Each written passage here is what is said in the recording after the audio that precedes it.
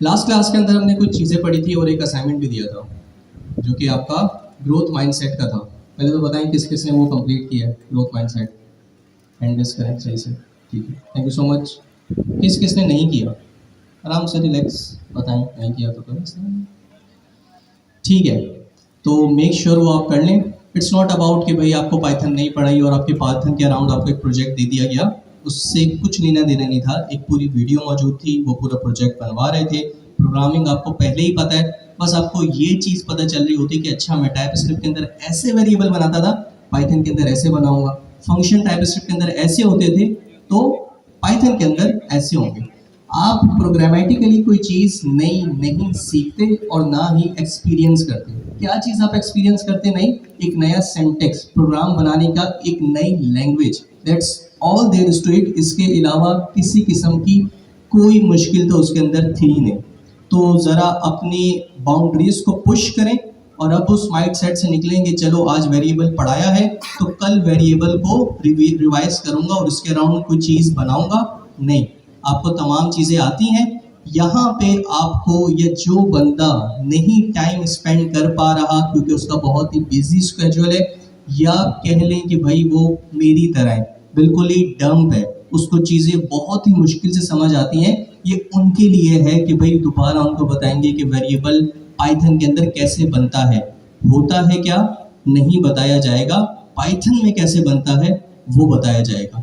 तो make sure कि आप लोग का एंड गोल यही होना चाहिए कि आप क्लास से एक दो स्टेप आगे चल रहे हो या एक दो क्लासेस आगे चल रहे हो। आपको यहाँ से क्या मिलेगा? आप बोले फिर तो हमें सब आता होगा, ऐसा नहीं है। डेफिनेटली आप फिर भी कोई नई चीज़ सीख के जाएंगे in term of theory, in term of कुछ प्रैक्टिकल, उसके वर्क अराउंड, उसके अराउंड जो इंजीनियरिंग है उसके बारे में, लेकिन आप सीख के जाएंगे। लेकिन अगेन आपने एक दो क्लासेस आगे रहना है, ठीक। अब आप लोग की गाइडलाइन के लिए तमाम रिपोर्ट सेट है, तमाम एक एक चीज़ मौजूद है। लास्ट क्लास के अंदर हमने क्या पढ़ा था? लास्ट क्लास के अंदर हमने एक सबसे स्टार्टिंग से एक चीज़ पिक की थी जो था एक टूल, गूगल कोलैब, और वो हमने पढ़ लिया था। वो किस लिए? जो आपको एज अ बिगनर मुश्किलात पेश आती है उनकी आसानी के लिए था। रैम, स्टोरेज, एक इन्वायरमेंट सेट करना, उन सब से बचा के शेयरिंग का भी ऑप्शन देता है गूगल कोलैब। लेकिन मैंने आपको ये भी बोला था कि अपने सिस्टम के ऊपर पाइथन लाजमन इंस्टॉल करना, क्योंकि production ready environment Google Colab provide नहीं करता। At the end you have to have VS code installed on your machine, और उस पर ही हम कोड कर रहे होंगे जो आज से कंटिन्यू होगा। पाइथन इंस्टॉल कैसे करनी है? कोई रॉकेट साइंस नहीं है। अब आप लोग किसी तरह भी इस लेवल पे नहीं है कि आपको यहाँ पे पाइथन इंस्टॉल करना सिखाया जाए। मेरे एक नए सिस्टम के ऊपर पाइथन इंस्टॉल नहीं थी, रात को बैठ के मैंने 5 मिनट लगाए, यूट्यूब की वीडियो खोली, पाइथन के ऑफिशियल डॉक्यूमेंटेशन पे गया और फॉलो करके 5 मिनट के अंदर मेरे पास पाइथन इंस्टॉल हो गई। अगर आपको लगता है आप थोड़े बिगिनर हैं, आपको 10 मिनट लग जाएंगे, 15 मिनट लग जाएंगे, आधा घंटा लग जाएगा, लेकिन अब आपको स्पून फीडिंग नहीं चाहिए कि भाई कैसे टूल्स को इंस्टॉल किया जा सकता है अपने सिस्टम के ऊपर। You guys are mature enough कि आप अपने सिस्टम के ऊपर किसी भी किस्म के टूल सॉफ्टवेयर को इंस्टॉल कर सकें with the help of internet, ठीक है। अब चलते हैं इस रिपोजिटरी के अंदर और देखते हैं कि भाई इसके अंदर और क्या डिटेल मौजूद है।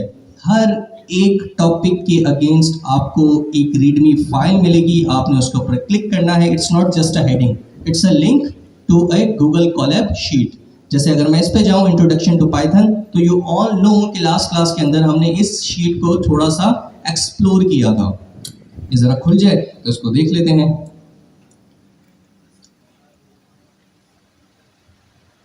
ठीक है, तो ये वही शीट है जो हमने कुछ हद तक लास्ट क्लास के अंदर कवर कर ली थी, जिसके अंदर यहाँ पे आपके पास स्टेप्स थे कि इस प्रोग्राम में अगर आप रहना चाहते हैं तो क्या प्रीरिक्विजिट्स हैं आपके सिस्टम पे, होना लाजमी है। वो ये था कि भाई आपके पास सिस्टम के ऊपर पाइथन इंस्टॉल होनी चाहिए एंड ब्ला ब्ला ब्ला।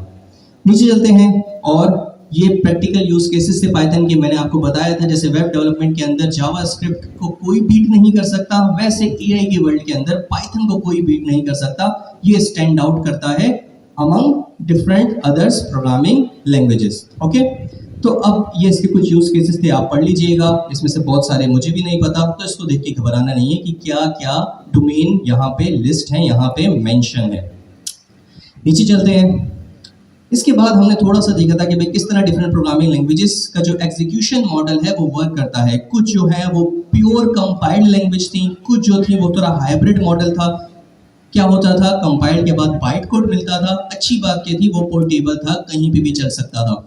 सबसे फिर हमने एंड में देखा कि पाइथन कैसे वर्क करती है, उसके अराउंड हमने ये चीज़ देखी कि भाई पाइथन का इंटरप्रेटर थोड़ा सा डिफरेंट है। वो पहले इंटरप्रेटर फाइल को कंपाइल करके बाइट कोड के अंदर कन्वर्ट करता है, जो कि आपकी सी पाई की फाइल बनाता है, कंपाइलर ऑफ पाइथन, और फिर वो पीवीएम जो कि पाइथन की वर्चुअल मशीन है उसमें एग्जीक्यूट होते लाइन बाय लाइन आपका code byte code to machine language convert होता है, और एग्जीक्यूशन भी ऐसे चलती रहती है और ये प्रोग्रेसिव होता है। मतलब यहाँ पे बाइट कोड मशीन कोड के अंदर कन्वर्ट हुआ जा रहा है और वहां पे फाइल की एग्जीक्यूशन होती चली जा रही है। It's not one time shot कि पूरी फाइल कंपाइल हुई और फिर चली, नहीं।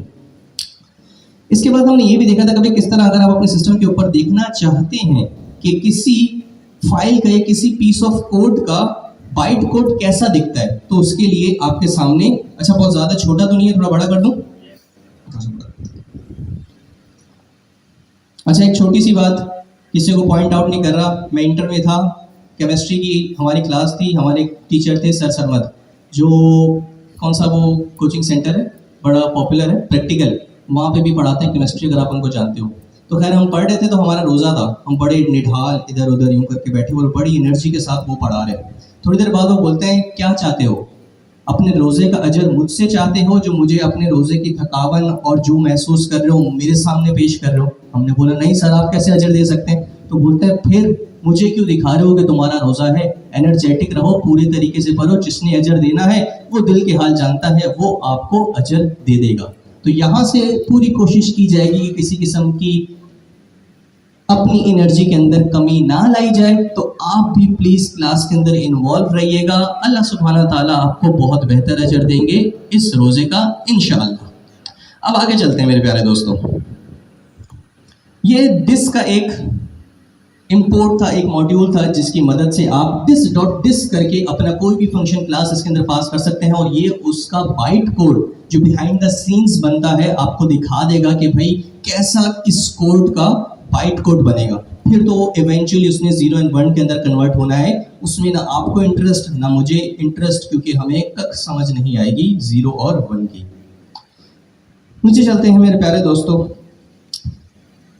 ये थ्योरी है, आप पढ़ लेना, ज़रूर पढ़िएगा जब भी आपको टाइम मिले। अच्छा थ्योरी इज नॉट लाइक कि भाई आपने अभी पढ़नी पढ़नी, जब आप थोड़े कंफर्टेबल हो जाए, आपको वोकैबुलरी आ जाए, आपको टेक्नोलॉजी समझ आने लग जाए, दोबारा पीछे आए, इस थ्योरी को पढ़ें समझें। अभी मैं आपके सामने की पॉइंट्स पिक कर रहा हूँ, आपको डिलीवर कर रहा हूँ, आप भी उसको पकड़ें। अगर आप ज़्यादा क्यूरियोसिटी है आपको इस चीज़ के अराउंड, तो आप थ्योरी बड़े डिटेल में पढ़िएगा, वरना आप भी इसको थोड़ा बहुत स्किप कर सकते हैं। लेकिन अगेन ज़रा फोकस करें, अपने मेंटल मॉडल को प्रिपेयर करें कि की पॉइंट्स को कैसे पिक करना है। ठीक है मेरे प्यारे दोस्तों, इंडेंटेशन इन पाइथन हमने बिल्कुल पढ़ी थी कि indentation really matters in the domain और in the scope of Python. दूसरी लैंग्वेज के अंदर टाइपस्क्रिप्ट, ये जो भी हमने फलाना ढमाका लैंग्वेजेस पढ़ी हैं, उसके अंदर इंडेंटेशन सिंथेटिक शुगर होती थी, हमारे लिए होती थी, फेलो डेवलपर्स के लिए होती थी, ताकि उनको कोड अच्छा सा दिखे कि हाँ भाई ये ब्लॉक इससे एसोसिएट है, ये लाइन खत्म हो रही है, नई लाइन स्टार्ट हो रही है। It's just the synthetic sugar, वो कोई प्रीरिक्विजिट या मैंडेटरी चीज नहीं थी, रूल नहीं था। लेकिन पाइथन के अंदर इंडेंटेशन इज अ रूल, इसके बगैर आपका कोड कंपाइल नहीं होगा या इंटरप्रेट नहीं होगा, आपको एरर मिलेगा, क्योंकि पाइथन इस चीज के ऊपर डिपेंडेंट है। उसको साफ सुथरा कोड ना सिर्फ किसी और के देखने पर उसको चाहिए, बल्कि अपने तौर पे भी उसको चाहिए, ताकि वो आपके कोड को समझ सके। तो इंडेंटेशन रियली मैटर्स। ठीक है, तो ये जैसे आप देख सकते हैं कि एक इफ का क्लॉज शुरू हुआ है, अब जो भी ब्लॉक ऑफ कोड इस इफ के साथ एसोसिएटेड है, उनकी इंडेंटेशन नेक्स्ट लाइन से स्पेसेस या फिर एक टैब से स्टार्ट होगी, ताकि पाइथन जब इसको इंटरप्रेट करे तो उसको पता चले कि यार ये जो प्रिंट हेलो वर्ल्ड है, ये कोई स्टैंड अलोन स्निपेट नहीं है, कोई स्टेटमेंट नहीं है, it's associated with this block और दिस क्लॉज जो कि आपका इफ का क्लॉज है। ठीक है, ये कोड क्या लिखा हुआ है वो जब हम प्रैक्टिकली इफ एल्स पढ़ेंगे we will get right into it, type करेंगे इसमें। ठीक है, ये थोड़ा सा कोड है, आप इसको तसल्ली से देख लीजिएगा। ये जो इंडेंटेशन है ये थोड़ी सी वियर्ड है, हो सकता है इसके अराउंड आपको एरर मिले, क्योंकि कोई चीज़ कहीं जा रही है, कोई चीज़ कहीं जा रही है, तो ये सही इंडेंटेशन नहीं है। आपको पता है जितने भी सिबलिंग्स हैं वो एक सीक्वेंस में होने चाहिए, एक स्पेस को फॉलो करने चाहिए, ये वो नहीं कर रहा है, तो ये गलत इंडेंटेशन है। ठीक है, एक गिफ्ट डाली हुई है, आप इसको देख लीजिएगा।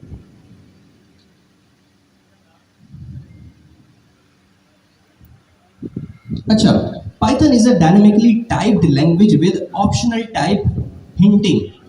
हमने बड़े डिटेल में पढ़ा था क्वार्टर 2 के अंदर कि डायनेमिक टाइप क्या होती है, स्टैटिक टाइप क्या होती है। कोई यहाँ से चीती या फिर यहाँ से चीता इंटरेस्टेड है थोड़ा सा बताने के लिए कि डायनेमिकली टाइप का मतलब क्या हो सकता है? Anyone? The worst case scenario कि आप गलत हो सकते हैं, और द बेस्ट सिनेरियो कि आप गलती के बाद अपने आप को दुरुस्त कर सकते हैं, और ये दुरुस्तगी आप कभी नहीं भूलेंगे। ट्रस्ट मी, जिसने नहीं बोला होगा वो भले भूल जाएगा, आप नहीं भूलेंगे, क्योंकि आपने पॉइंट आउट करवाया था अपने आप को। जी, डायनेमिक टाइप क्या होता है?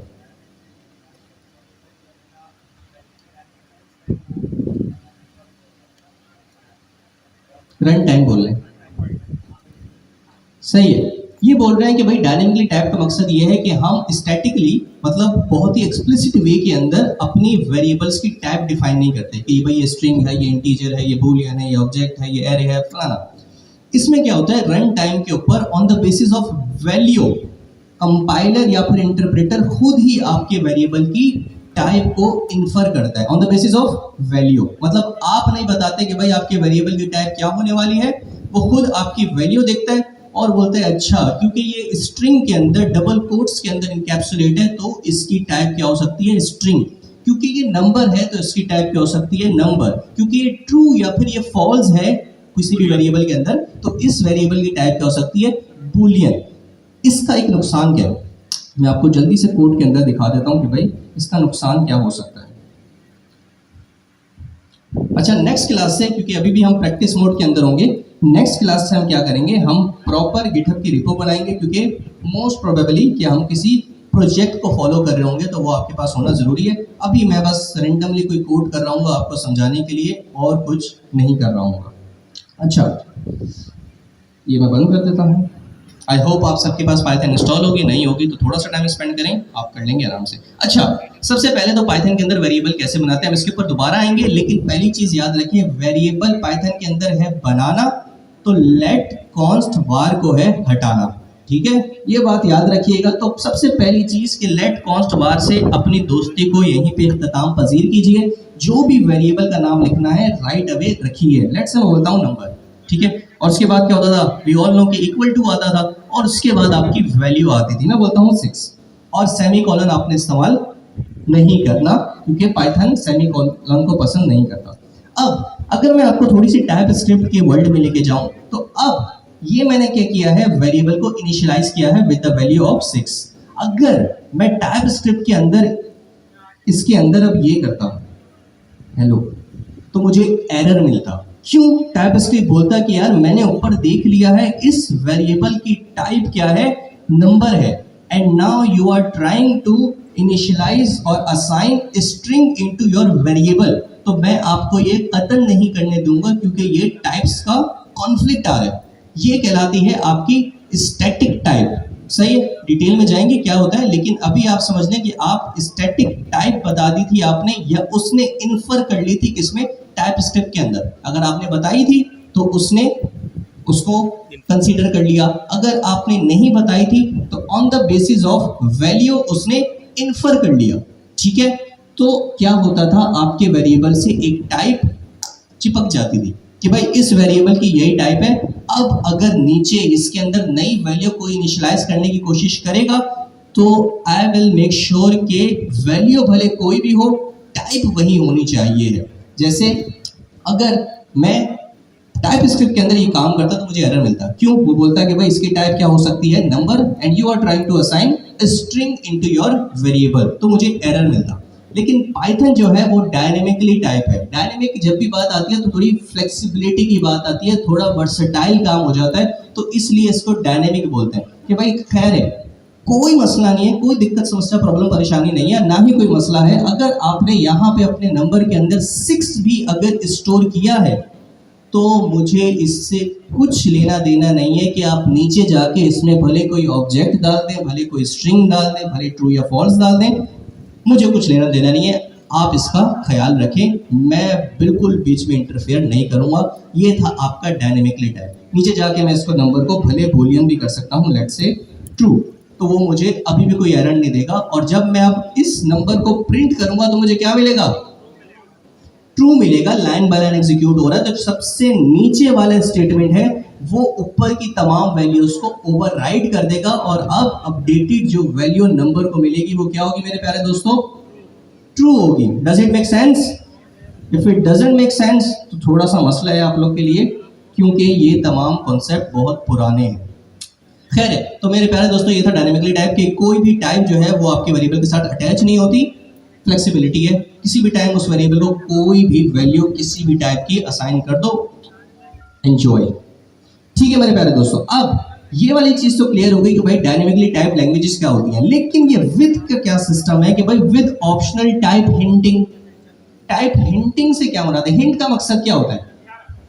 कोई इशारा, किसी किस्म का गैस, जिससे कोई फायदा हो जाए किसी किस्म का सामने वाले को किसी चीज को पहचानने में, जानने में, मालूम करने में। तो ये भी टाइप हिंटिंग है। टाइप हिंटिंग किसके लिए? हमारे लिए। ठीक है, आप क्या कर सकते हैं, लेट्स से इसका पाइथन से कुछ लेना देना नहीं है, आप एक चीज कर सकते हैं। वो क्या है? आप अपने नंबर को उसी तरीके से जिस तरह आप टाइप स्क्रिप्ट के अंदर वेरिएबल को टाइप्स देते हैं ना, आप यहाँ पे भी दे सकते हैं इंट। अच्छा, नंबर के अंदर आपको पता है ग्रुप्स होते हैं बहुत सारे, जिसमें से सबसे मेजर 2 ग्रुप्स होते हैं वो इंटीजर होते हैं, जो कि आपके होल नंबर होते हैं, पॉजिटिव या नेगेटिव, 1 2 3 4 या फिर -1 2 3 4, और आपके फ्लोट होते हैं that contains a decimal point, 1.000, 1.321, 3.142 आपका पाई का कांस्टेंट। तो ये सारे आपके फ्लोट होते हैं। तो सबसे जो बिगर कैटेगरी होती है, सबसे मेजर जो कैटेगरी होती है किसी भी नंबर के अगेंस्ट, वो ये 2 होती है, या तो वो इंटीजर होता है या तो वो फ्लोट होता है। Same goes in type script, not sorry in type script, in Python आपके नंबर सिर्फ नंबर नहीं होते, आप उनको थोड़ा सा और डीप डाइव में जाके उनको बताते हैं कि भाई ये नंबर तो है, लेकिन ये इंटीजर है या इंटीजर है या फिर फ्लोट है। Make sense? तो क्योंकि मेरा जो नंबर है वो आप देख सकते हैं एक होल नंबर है, एक पॉजिटिव नंबर है, नेगेटिव भी हो सकता है, तब भी वो इंटीजर ही कहलाता है। ठीक है, मैथ्स का बेसिक सा कॉन्सेप्ट है, कोई रॉकेट साइंस नहीं है। अब ये जो इंटीजर है ना, ये पाइथन के लिए कोई वैल्यू ऐड नहीं कर रही, ये मेरे फेलो डेवलपर के लिए ऐड कर रही है वैल्यू कि भाई आइंदा नीचे जाके मैं कहीं गलती से इस वेरिएबल के अंदर स्ट्रिंग ना दे दूं। क्यों? क्योंकि ऊपर मुबशिर ने इस वेरिएबल को बताया है कि इसके अंदर हमेशा एक ही वैल्यू आ सकती है, नॉट सॉरी एक ही वैल्यू आ सकती है, एक ही टाइप आ सकती है, और वो कौन सी है? इंटीजर। तो अब ये इसको देख के कभी गलती नहीं करेगा कि भाई मैं नीचे जाके किसी पॉइंट पे नंबर के अंदर हेलो डाल। अच्छा, आप देख रहे हैं मुझे एरर कोई नहीं मिल रहा, क्योंकि अगेन जिस तरह मैंने आपको बताया है ये हिंटिंग है। हिंटिंग किसके लिए? फेलो डेवलपर्स के लिए। हम आगे जाके पढ़ेंगे कंपाइलर के लिए भी कैसे मुफीद हो सकती है, लेकिन अभी आप इस लेवल पे रहें कि भाई ये इसका पाइथन से कुछ लेना देना नहीं है। पाइथन ने हमारे लिए आसानी की है ताकि हम रैंडमली किसी भी वेरिएबल के अंदर कोई भी वैल्यू किसी भी टाइप की डिफाइन ना कर दें। तो अब जब अमजद इस वेरिएबल को देखेगा वो बोलेगा ओहो मैंने गलती कर दिया। क्यों? क्योंकि मुबशिर ने पहली लाइन में बता दिया है कि इस नंबर के अंदर एक ही टाइप आ सकती है, वो क्या है? इंटीजर।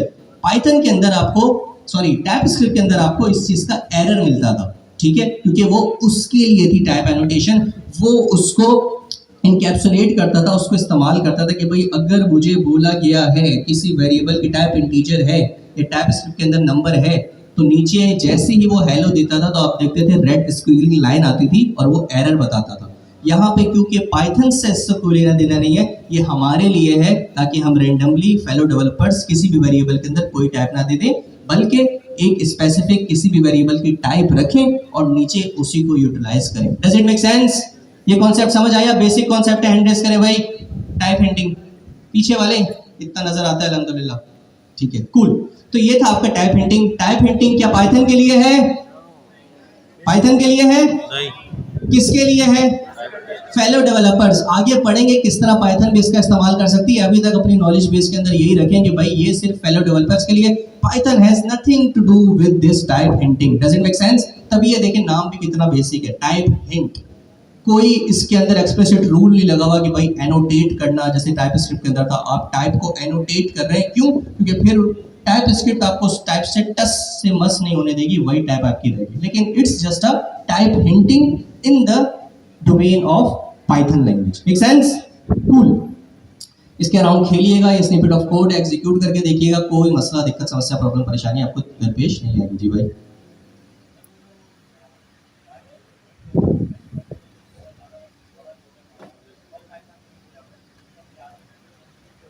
वो मैंने आपको बताया ना, उसके लिए हम पाइथन के इन्वायरमेंट के अंदर इन हिंट्स को कैसे यूज करें वो आगे पढ़ेंगे। अभी आप इतना लंबा कोड लंबा लिख नहीं रहोगे, अभी आपका एक दो लाइन या कुछ लाइन सपोर्ट होगा। सही है भाई, ऑल क्लियर? अब आगे चलते हैं।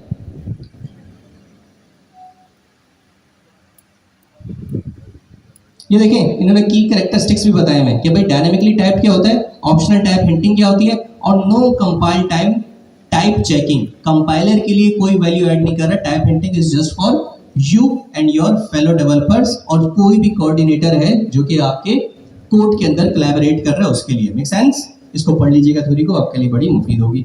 वाई टाइप हिंटिंग आपको ये बता देगा भाई इंप्रूव करता है कोड की रीडेबिलिटी, देख के पता चल जाता है कि यार वेरिएबल की टाइप क्या आने वाली है। इसके अलावा कोड कंप्लीशन से फायदा यह है कि आपको किसी भी वेरिएबल के अराउंड, जैसे आपको पता है कि स्ट्रिंग, अगर आपको टाइप स्क्रिप्ट याद हो तो स्ट्रिंग के मेथड्स अलग होते थे, नंबर्स के मेथड अलग होते थे। तो ये पाइथन क्या करेगा, या आपका VS कोड क्या करेगा, ऑन द बेसिस ऑफ जो आपने उस वेरिएबल को टाइप दिए, आप जब उसके ऊपर कोई मेथड या प्रॉपर्टी अप्लाई करना चाहेंगे तो वो उसी टाइप की आपको मेथड या प्रॉपर्टीज बता रहा होगा। जैसे आप स्ट्रिंग के ऊपर डॉट लेंथ लगा सकते हैं, नंबर के ऊपर डॉट लेंथ नहीं होता। आप नंबर को टू स्ट्रिंग कर सकते हैं, स्ट्रिंग को टू स्ट्रिंग क्यों करेंगे भाई, बेवकूफ थोड़ी है हम। तो ये कुछ मेथड्स होते हैं जिसकी आपको इंटेलिजेंस मिल रही होती है on the basis of type hinting. Does it make sense? सही। ये इन जनरल कोई रूल नहीं है, ये VS कोड के अंदर रहते हुए, ये किसी IDE के अंदर रहते हुए के कुछ रूल्स हैं। स्टैटिक टाइप चेकिंग है, इम्प्रूव डॉक्यूमेंटेशन है। जब भी आप टाइपिंग दे रहे होते हो तो टेक्निकली आप अपने कोड की डॉक्यूमेंटेशन बना रहे होते हैं, आप बता रहे होते हैं कि भाई इस वेरिएबल के अंदर ये टाइप होगी, ये टाइप होगी, तो उसको पढ़ लीजिएगा, आपके लिए अच्छा होगा। ठीक है, तो ये आपको बेसिक सिंटेक्स बताया हुआ है किस तरह आप अपने वेरिएबल का नाम देंगे, उसकी टाइप बताएंगे और ये इंटीजर दे देंगे। नीचे बताया कि भाई एवाई के अंदर क्या आ सकता है, स्ट्रिंग आ सकता है, तो इट्स नॉट string जैसे टाइप स्क्रिप्ट के अंदर होता था, इट्स जस्ट str। बस प्रोग्रामिंग के जो कॉन्सेप्ट है वो आपके रॉक सॉलिड है, उससे हिलना नहीं है आपने, वो बिल्कुल बेहतरीन है। इससे क्या लेना है, बस सिंटेक्स ले लो कि भाई उधर स्ट्रिंग होता था, इधर str मतलब स्ट्रिंग है, उधर नंबर होता था, इधर दो चीज़ों के अंदर कैटेगराइज है, या तो इंटीजर होगा या फिर फ्लॉट होगा। तो ये तमाम चीज़ें आप देख लेना। ये फंक्शन की टाइप हिंटिंग है। अगर आपको याद हो, आपने एरो फंक्शन बनाना सीखे थे, याद है भाई? ठीक है, इसकी तरफ हम आएंगे, कोड लिखने की तरफ, अपने फंक्शन बनाने की तरफ आएंगे, तभी यहाँ पे तमाम चीजें आपके सामने डिस्प्ले कर दी हैं। ये चीजें होती हैं क्योंकि इस माइंडसेट के साथ ये डॉक्यूमेंटेशन बनाई गई है कि भाई आप प्रोग्रामिंग के बैकग्राउंड से आ रहे हैं, आपको पता है फंक्शन क्या होता है। ठीक है, तो बस यही है, फंक्शन बनाने का तरीका अलग है। वहां पे आप फंक्शन का कीवर्ड देते थे, यहाँ पे आप कीवर्ड देते हैं डेफ का, और उसके बाद अपने फंक्शन का नाम, राउंड ब्रैकेट्स उसी तरह आते हैं जिस तरह आप अपने पैरामीटर की टाइप देते थे वैसे यहाँ पे भी देते हैं, और जिस तरह आप वहां पे अपनी रिटर्न टाइप बताते थे कि फंक्शन रिटर्न क्या करेगा, यहाँ पे भी आप बताएंगे। टाइप स्क्रिप्ट के अंदर कर्ली ब्रैकेट्स होते थे, यहाँ पे सिर्फ कॉलन होता है और इंडेंटेशन आ जाती है कि रिटर्न हेलो नेम एक्सक्लेम। क्यों? क्योंकि इंडेंटेशन रियली मैटर्स। आपने अक्सर देखा होगा कि मैं फंक्शन एक ही लाइन में लिख देता था, किसके अंदर, टाइप स्क्रिप्ट के अंदर, लेकिन यहाँ पे इंडेंटेशन करना लाजमी है। क्यों? क्योंकि पाइथन मांगती है। ठीक है मेरे प्यारे दोस्तों, ये डिफरेंट और डेटा टाइप्स हैं। पहली कौन सी है, एरे है, जिसको पाइथन के अंदर लिस्ट कहते हैं। तो बिल्कुल वही है कि जिस तरह आप बताते हैं कि भाई स्ट्रिंग आगे कौन सा ब्रैकेट होता है, स्क्वायर ब्रैकेट लगाते थे, उसका मकसद क्या होता था कि भाई it's going to be an array of string.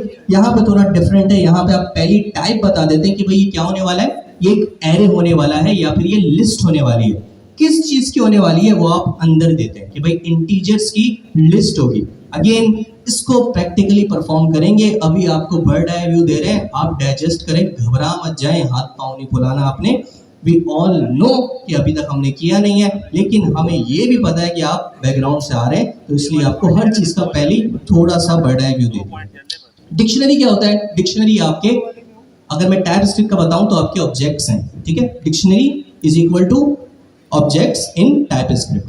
तो ऑब्वियसली आप की वैल्यू पेयर देते थे कि भाई मेरी की किस टाइप की होगी और मेरी वैल्यू किस टाइप की होगी। तो आपने बता दें कि भाई एक ऑब्जेक्ट होगा कौन सा, माई डिक्शनरी। थोड़ा सा बड़ा कर देता हूँ, आवश्यकता आप लोगों को दिखे ना। अच्छा, किसी को मसला और वो करे ना, तो ये यूआरएल है, क्योंकि अपने पास लैपटॉप पे खोल लिया करें। जिस तरह मैं स्क्रॉल कर रहा हूँ, आप भी मेरे साथ सिंक में रहें और अपने हिसाब से जूम इन जूम आउट कर लें जैसा आपको सही लगे। बाकी जब जब मुझे याद आएगा तो अपने हिसाब से जूम इन जूम आउट कर लूंगा, ठीक है। माई डिक्शनरी आपने बता दिया, डिक्शनरी बता दी, ऑब्वियसली आपकी की टाइप और वैल्यू की टाइप। सिंटेक्स कैसा है, थोड़ा सा वियर्ड है, यूज टू होने में टाइम लगेगा, घबराए नहीं, अभी बस समझे कि हो क्या रहा है। यहाँ पे बता रहा हूँ कि it's going to be an object, और ऑब्जेक्ट की हर की क्या होगी, स्ट्रिंग होगी, और हर की के अगेंस्ट जो वैल्यू होगी वो इंटीजर होगी। तभी आप यहाँ पे दे सकते हैं ए क्या है, जो की है स्ट्रिंग है, वैल्यू क्या है इंटीजर है तो 1 है, की क्या है अगेन कॉमा के बाद स्ट्रिंग है तो बी स्ट्रिंग के अंदर, और कॉलन के बाद आपकी वैल्यू है जो कि इंटीजर है। अगेन इट्स जस्ट अ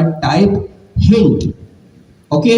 अगर चेंज करेंगे की या वैल्यू एरर नहीं मिलेगा, लेकिन आपको अपने कोड लेवल मसले मसाइल आ सकते हैं, क्योंकि हो सकता है आप एक्सपेक्ट कर रहे हो कि ऑब्जेक्ट के अंदर की स्ट्रिंग होगी और वैल्यू इंटीजर होगी, और नीचे आप कुछ अलग कैलकुलेशन कर रहे हो, तो वो कोड ब्रेक हो सकता है। ये आपके लिए है, आपको खुद ही संभालना है इसको। इसके बाद आपके टपल्स आ जाते हैं। यू ऑल नो टपल्स क्या होता है, टाइप स्क्रिप्ट के अंदर पढ़ा था। फिक्स लेंथ होती है, म्यूटेबल नहीं होते हैं। तो वही बता दे कि भाई टपल के अंदर पहला जो कैरेक्टर होगा या पहला जो एलिमेंट होगा वो स्ट्रिंग टाइप का होगा, और जो दूसरा एलिमेंट होगा वो किस टाइप का होगा, इंटीजर टाइप का होगा। तो टपल बनाने का तरीका इसके अंदर थोड़ा अलग है। आप राउंड ब्रैकेट्स बनाते हैं, और राउंड ब्रैकेट्स के अंदर आप देख सकते हैं पहला एलिमेंट जो है टपल का वो स्ट्रिंग है, जिस तरह यहाँ पे बताया हुआ है, और दूसरा एलिमेंट जो है वो क्या है, नंबर है। Does it make sense? Cool. Best practices ये पढ़ लीजिएगा, बेस्ट प्रैक्टिसेस क्या है, ठीक है।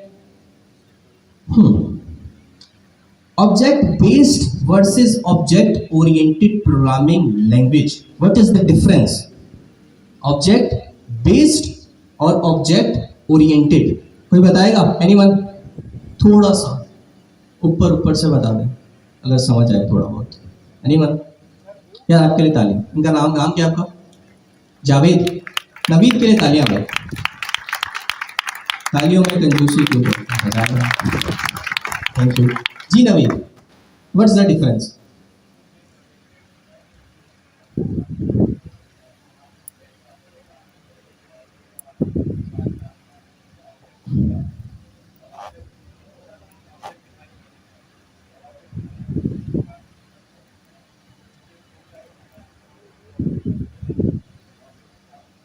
बेहतरीन जबरदस्त बहुत अच्छा बताया नवीद।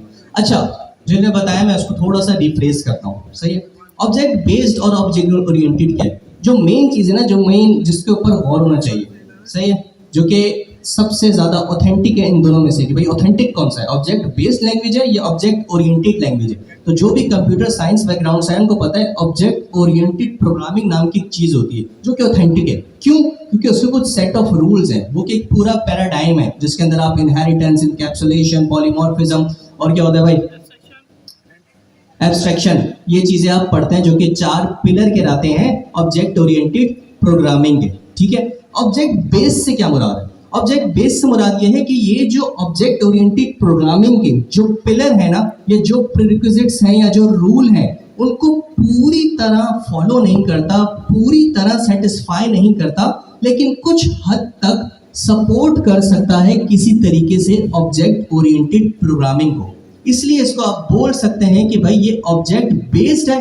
लेकिन लेट्स से अगर मैं बोलूं Java, it's a pure object oriented programming, ठीक है। जावा स्क्रिप्ट के बारे में थोड़ी सी राय के अंदर मुतजाद है कि भाई कुछ लोग बोलते हैं it's a pure object oriented language, जो कि राइट नहीं है, क्योंकि उसके अंदर आपने देखा आप फंक्शनल पैराडाइम के अंदर भी काम कर सकते हैं, और भी डिफरेंट जो पैराडाइम है उसके अंदर काम कर सकते हैं। और कुछ लोग बोलते हैं कि भाई ये ऑब्जेक्ट बेस्ड है। मेरे हिसाब से it's a object based programming language. Not pure object oriented programming language. ठीक है, अब ये चीज समझ आ गई। जो ऑथेंटिक चीज है, जो कि सही जरिया है, वो कौन सा है? Object oriented programming language. अगर रट्टे के लिए बताऊं तो वर्सेस के बाद जो दूसरी चीज लिखी हुई है वो ऑथेंटिक है।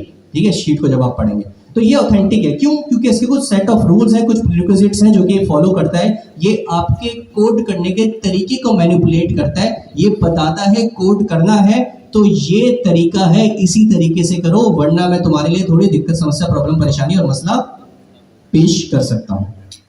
ये जो चीज है ना, ये बोलता है कि भाई ऑब्जेक्ट मेरे अंदर भी मौजूद है, सपोर्ट करता हूं, लेकिन मैं उतना हार्श नहीं हूं, अपने रूल को लेके इतना स्ट्रांग नहीं हूं जितना ऑब्जेक्ट ओरिएंटेड प्रोग्रामिंग है कि भाई एनकैप्सुलेशन, पॉलीमॉर्फिज्म, जो भी होते हैं चारों, उनको आप बिल्कुल तरीके से सेटिस्फाई करें। मैं थोड़ी आपको फ्लेक्सिबिलिटी देता हूं, थोड़ा रूम देता हूं फ्लेक्सिबिलिटी का, कि आप दूसरे तरीके से भी काम कर सकते हैं। मैं प्योर ऑब्जेक्ट ओरिएंटेड नहीं हूं। Does it make sense?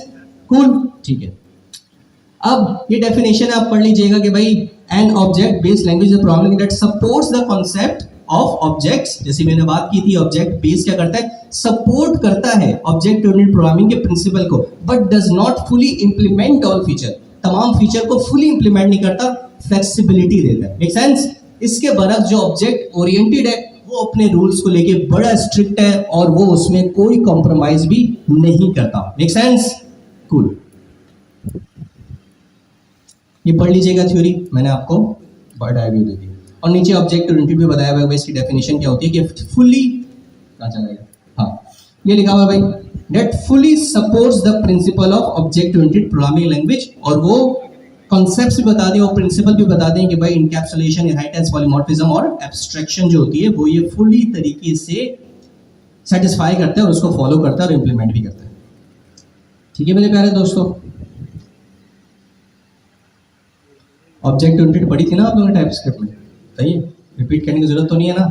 Inheritance का मतलब क्या होता है? जिस तरह आप अपनी जिंदगी के अंदर किसी से कोई चीज, अपने आबाओ अजदाद से कोई चीज इनहेरिट कर रहे होते हैं, same goes for object oriented programming में। ये होता है कि कोई पेरेंट होता है, चाइल्ड जो होता है वो उसकी प्रॉपर्टीज, उसके मेथड्स होता है वो इनहेरिट कर रहा होता है। ठीक है। एब्स्ट्रैक्शन क्या होती है? जिस तरह आपने वैसे देखा होगा कि भाई आप एब्स्ट्रैक्ट अवे करते हैं कोई कॉम्प्लेक्स फीचर, कोई कॉम्प्लेक्स चीजें। लेट्स से मेरे पास एक कार है, अब मैं एज अ एंड यूजर बस गाड़ी को सेल्फ करता हूँ या सेल्फ स्टार्ट करता हूँ, वो चल जाती है। इंजन में क्या हो रहा है, किस तरह टॉर्क प्रोड्यूस हो रहा है, किस तरह इंजन को पावर मिल रही है, वो तमाम चीजें मेरे से एब्स्ट्रैक्ट अवे हैं, मुझे उससे कुछ लेना देना नहीं है। तो ये एब्स्ट्रैक्शन हो गई। लेकिन हर एक गाड़ी के अंदर ये वाला फीचर होना लाजमी है। तो इट्स लाइक अ कॉन्ट्रैक्ट जो कि तमाम कंपनीज फॉलो करेंगी जो कि इंजन बेस्ड गाड़ियां बना रही हैं। लेकिन इट्स ऑल्सो एन एब्स्ट्रैक्शन कि behind the scene and user को नहीं पता कि भाई बिहाइंड द सीन क्या चल रहा है। मैंने बस या तो सेल्फ किया या फिर बटन को दबाया और गाड़ी स्टार्ट हो गई। ठीक है। इसके अलावा आपके पास पॉलीमॉर्फिज्म आती है, और कौन सी आती है? इनकैप्सुलेशन। पॉलीमॉर्फिज्म क्या होती है? अगर मैं आपको गाड़ी की एग्जांपल दूं, ठीक है, एक ट्रक है और एक छोटी सी सेडान है या एसयूवी है। एसयूवी तो खैर छोटी नहीं रही, ना सेडान छोटी रही, हैचबैक है। हैचबैक जिसकी डिग्गी नहीं होती, ठीक है, नो ट्रंक, वो हैचबैक होता है। आपके पास एक हैचबैक है और आपके पास एक बड़ा सा ट्रक है। दोनों के अंदर एक फीचर होगा, वो कौन सा होता है? ब्रेक का। सही है। लेकिन जो तरीका है किस तरीके से ब्रेक अप्लाई होती है वो हैचबैक के अंदर अलग होगा और आपके ट्रक के अंदर अलग होगा। तो इसको बोलते हैं कि भाई object exhibit the same behaviour but different in nature.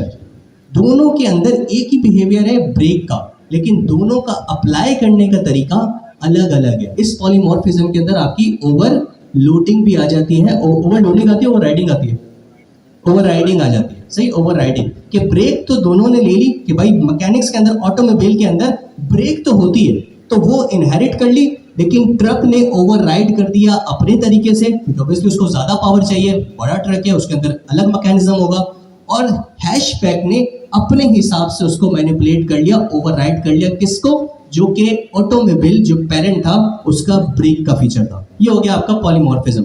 और इनकैप्सुलेशन क्या होता है? कुछ नहीं, कुछ प्राइवेट पार्ट्स होते हैं, कुछ प्राइवेट चीजें होती हैं, कुछ ऑब्जेक्ट की प्राइवेट फंक्शनैलिटी होती है जिसको आप राइट अवे पब्लिक नहीं करते। आप कुछ पब्लिक एक्सेस पॉइंट्स बताते हैं, उसकी मदद से आप अपने प्राइवेट फीचर को एक्सेस कर सकते हैं, अपनी प्राइवेट प्रॉपर्टी को एक्सेस कर सकते हैं। इट्स नॉट लाइक मैंने जैसे ऑब्जेक्ट में लिखा डॉट लेंथ जो था वो क्या था, एक पब्लिक मेथड था जो कि कोई भी किसी भी VS कोड पे रहते हुए अपने प्रोग्राम में रहते हुए डॉट लेंथ का मेथड अप्लाई कर सकता है। लेकिन जो आपके पास इनकैप्सुलेशन है वो ऐसे नहीं है, वो प्राइवेट फीचर्स को प्राइवेट रखता है, लेकिन आपको कुछ पब्लिक एक्सेस पॉइंट्स देता है कि भाई जब तुम ये पब्लिक एक्सेस पॉइंट की मदद से अपनी प्राइवेट फीचर्स को एक्सेस करोगे तो मैं किसी किस्म का कोई ऑथेंटिकेशन मैकेनिज्म फॉलो करूंगा। अगर तुम ऑथेंटिकेट होते हो तो मैं तुम्हें प्राइवेट फीचर्स को एक्सेस करने दूंगा, वरना नहीं करने दूंगा। बड़ा ही high level overview object oriented programming का, क्यों? क्योंकि इट्स इंपॉर्टेंट। लेकिन अगर आप लोग थोड़ा सा कंफ्यूज है तो घर जाके इसको दोबारा देखिएगा, डेट सिंपल कॉन्सेप्ट है कंप्यूटर साइंस का। ठीक है मेरे प्यारे दोस्तों, एवरीथिंग इज एन ऑब्जेक्ट। अब पाइथन कौन सी है, ऑब्जेक्ट बेस्ड है या ऑब्जेक्ट ओरिएंटेड है?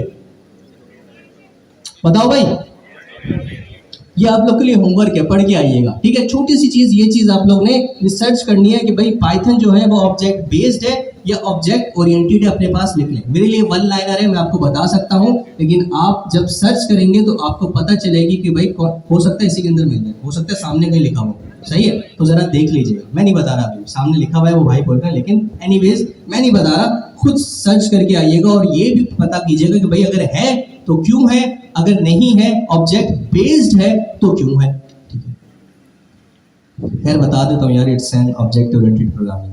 ठीक है, सामने लिखा हुआ भी था, क्योंकि अगला कॉन्सेप्ट ही मैंने वो पढ़ाना है, फिर आप बोलते हैं यार व्हाट इज दिस नॉनसेंस, बता भी रहा है और बोल रहा है पढ़ के भी हो। खैर, अब कैसे पता लगाएं कि पाइथन इज एक्चुअली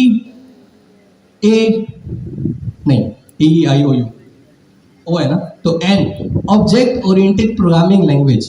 तो कैसे पता लगाएं? तो बहुत सिंपल सा कॉन्सेप्ट है। टाइपस्क्रिप्ट के अंदर एक यूटिलिटी याद है, टाइप ऑफ, याद है भाई? टाइप ऑफ से मदद क्या होती थी कि किसी भी वेरिएबल की आपने टाइप मालूम करनी है, आप टाइप ऑफ के बाद स्पेस देके उस वेरिएबल का नाम देते थे, वो आपको उसकी टाइप दे देता था।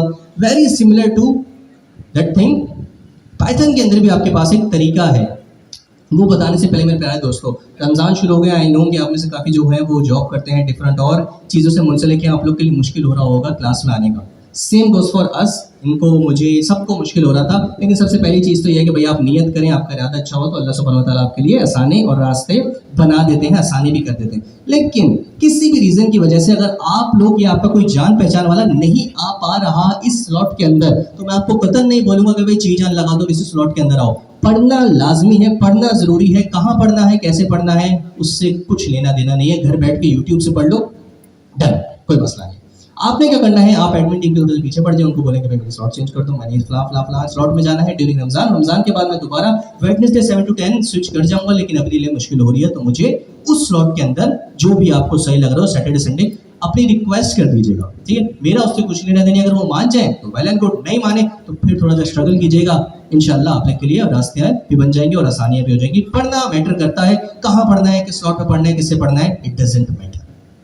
ठीक है, आगे चलते हैं। अब जिस तरह मैंने आपको बताया कि जो पाइथन है वो pure object oriented programming language है। अब ये कैसे पता करें, कैसे देखें, तो उसका बड़ा ही सिंपल सा जरिया है, मैं आपको दिखाता हूँ। आप देख सकते हैं कि यहाँ पे मैंने एक लेट्स से मैं एक वेरिएबल बनाता हूँ, उसको बोल देता हूँ माय। अच्छा, मैंने वेरिएबल किस तरीके से बनाया है इसको हम बाद में डिस्कस करेंगे। ठीक है, कि कौन सा केस कहलाता है, टाइपस्क्रिप्ट के अंदर हम वेरिएबल की कौन सी कन्वेंशन फॉलो करते थे वेरिएबल्स को बनाने के लिए, और पाइथन के अंदर हम कौन सी कन्वेंशन फॉलो करते हैं, we will get into it later. अभी आप देख सकते हैं मैंने एक वेरिएबल बनाया जिसका मैंने नाम दिया है माय नेम, और उसके अंदर मैं नाम देता हूं कि भाई इट्स मुबश्शिर। ठीक है, अब अगर मैं आप लोग से पूछूं, मैंने टाइप हिंटिंग नहीं दी, मैं दे सकता हूं, कोई इसमें रॉकेट साइंस नहीं है, लेकिन आप माशाल्लाह में श्योर इनफ है। इस वेरिएबल की टाइप क्या है माय नेम की? बोलो भाई, स्ट्रिंग है, सही है। अब आपको पता ही है तो मैं यहाँ पे दे भी देता हूँ, कॉलम देखिए ST, सही है। टाइप हिंटिंग है, टाइप इसका कुछ नहीं नहीं है, मेरी आसानी के लिए। अब मैं नीचे करता हूँ, इस वेरिएबल को प्रिंट कर देता हूँ, नीचे प्रिंट करता हूँ प्रिंट माय नेम, सही। जैसे console.log होता था वैसे प्रिंट होता है पाइथन के अंदर, और इसको चला देता हूँ। चलाने का तरीका क्या है मेरे प्यारे दोस्तों, कोई रॉकेट साइंस नहीं है। इधर आके मैं लिखता हूँ, या दूसरे मेरे ख्याल से कंसोल में खोल लेते हैं ताकि आसानी हो जाए। एनीवेज यहीं पे चला देता हूँ, मैं यहाँ पे लिखता हूँ पाइथन और अपनी फाइल का नाम, जैसे जावास्क्रिप्ट की फाइल चलाने के लिए नोड और फाइल का नाम देते थे, वैसे पाइथन की फाइल चलाने के लिए पाइथन और अपनी फाइल का नाम देंगे। ये पाइथन है जो कि आपकी फाइल को लेगा, behind the scene byte code के अंदर कन्वर्ट करेगा, बाइट कोड के बाद उसको इंटरप्रेटर के through line by line execute करेगा और जो भी आपकी फाइल के अंदर लिखा हुआ है उसको चला देगा। कहाँ पे? टर्मिनल के अंदर। तो जो हमने एग्जीक्यूशन मॉडल पढ़ा था टाइप स्क्रिप्ट का और पाइथन का, वो टेक्निकली यहाँ पे प्ले होता है बिहाइंड द सीन्स। ठीक है भाई? ठीक है, अब मैं अपनी फाइल का नाम देता हूँ जो कि क्या है, test.py। ये लगाना जरूरी नहीं है, आप इसको हटा भी सकते हैं। मैंने क्योंकि टैब यूज किया तो उसने ऑटो कंप्लीट कर दिया था। अब जैसे ही मैं पे चलाऊंगा आप देख सकते हैं कि यहाँ पे मुबशिर अली आपके पास आ गया। ठीक है, अब एक चीज देखते हैं, वो क्या है? टाइप। ठीक है भाई,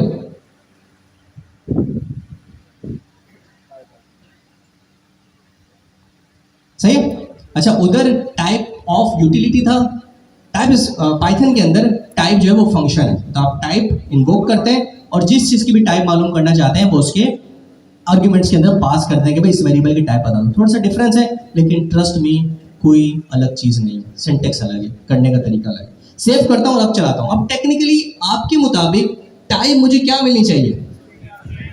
स्ट्रिंग। भाई यही पढ़ते हुए आ रहे हैं, स्ट्रिंग ही मिली थी। टाइप के अंदर क्या मिलती थी? स्ट्रिंग मिलती थी। नंबर होता था नंबर मिलता था, जो भी होता था ऑब्जेक्ट होता था ऑब्जेक्ट मिलता था। इधर देखते हैं, इधर मुझे टाइप क्या मिलेगी। थोड़ा सा ऊपर आते हैं, क्लियर करते हैं। दिख रहा है टर्मिनल? और अब मैं दोबारा अपनी फाइल को एग्जीक्यूट करने लगा।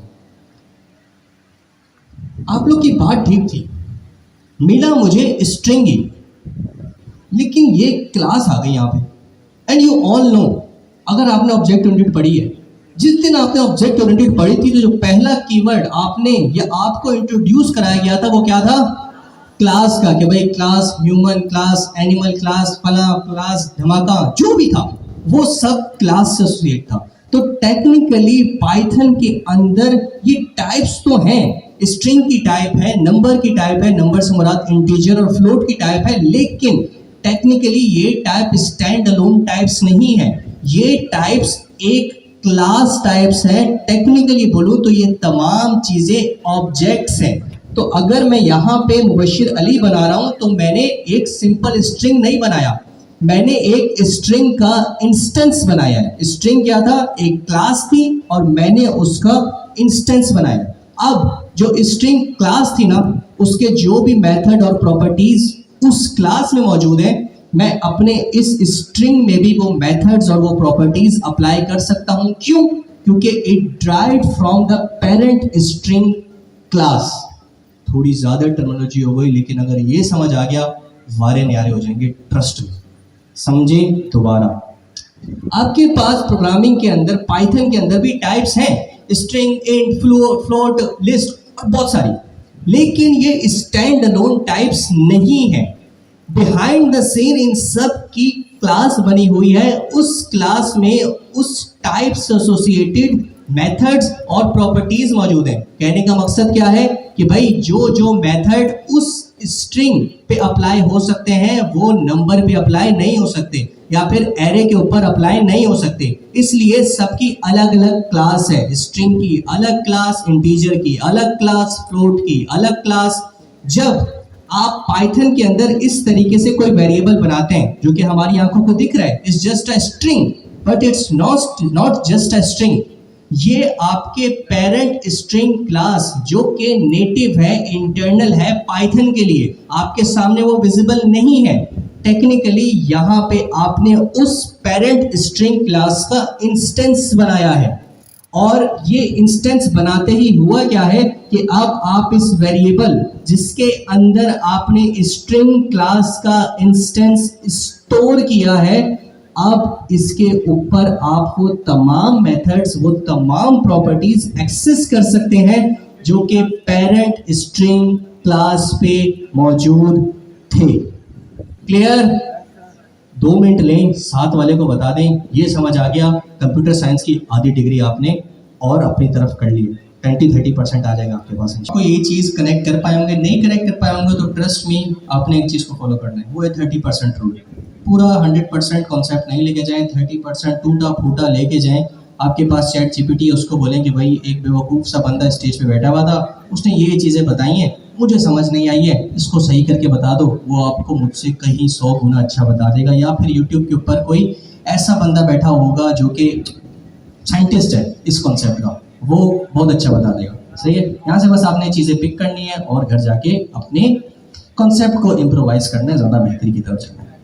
तो ये आपके पास एक चीज़ होगी कि भाई आपके पास हर चीज़ का, हर टाइप की क्लास मौजूद है पाइथन के अंदर। जब भी आप उस टाइप का कोई वेरिएबल बनाते हैं तो टेक्निकली आप अपने पेरेंट टाइप की, पेरेंट क्लास की इंस्टेंस बना रहे होते हैं। जैसे ही उसका इंस्टेंस बनता है तो उस पेरेंट क्लास के अंदर जो भी मेथड्स और प्रॉपर्टीज मौजूद होते हैं इस इंस्टेंस के अंदर आके वो चिपक जाते हैं और वो तमाम मेथड्स और प्रॉपर्टीज आप एक्सेस कर सकते हैं विद जीरो एफर्ट। ठीक है, बस आपको मिल जाएंगे। खुद आगे चलते हैं मेरे प्यारे दोस्तों और चीजें देखते हैं। हमने ये देख लिया कि भाई वाकई ही आपकी जो पाइथन है वो ऑब्जेक्ट ओरिएंटेड है, नॉट ऑब्जेक्ट बेस्ड। मैंने बस आपको स्ट्रिंग का बताया, आप इंटीजर को देखिएगा, आप लिस्ट को देखिएगा, तमाम चीज़ों को देखिएगा, सबके अगेंस्ट आपको क्लास लाजमन मिलेगी। नीचे चलते हैं मेरे प्यारे दोस्तों। ये एक सिंपल एक फंक्शन बनाया, आप देख लीजिएगा कि फर्स्ट क्लास फंक्शन क्या होता है। ये फंक्शन बनाने का तरीका आपको बताया।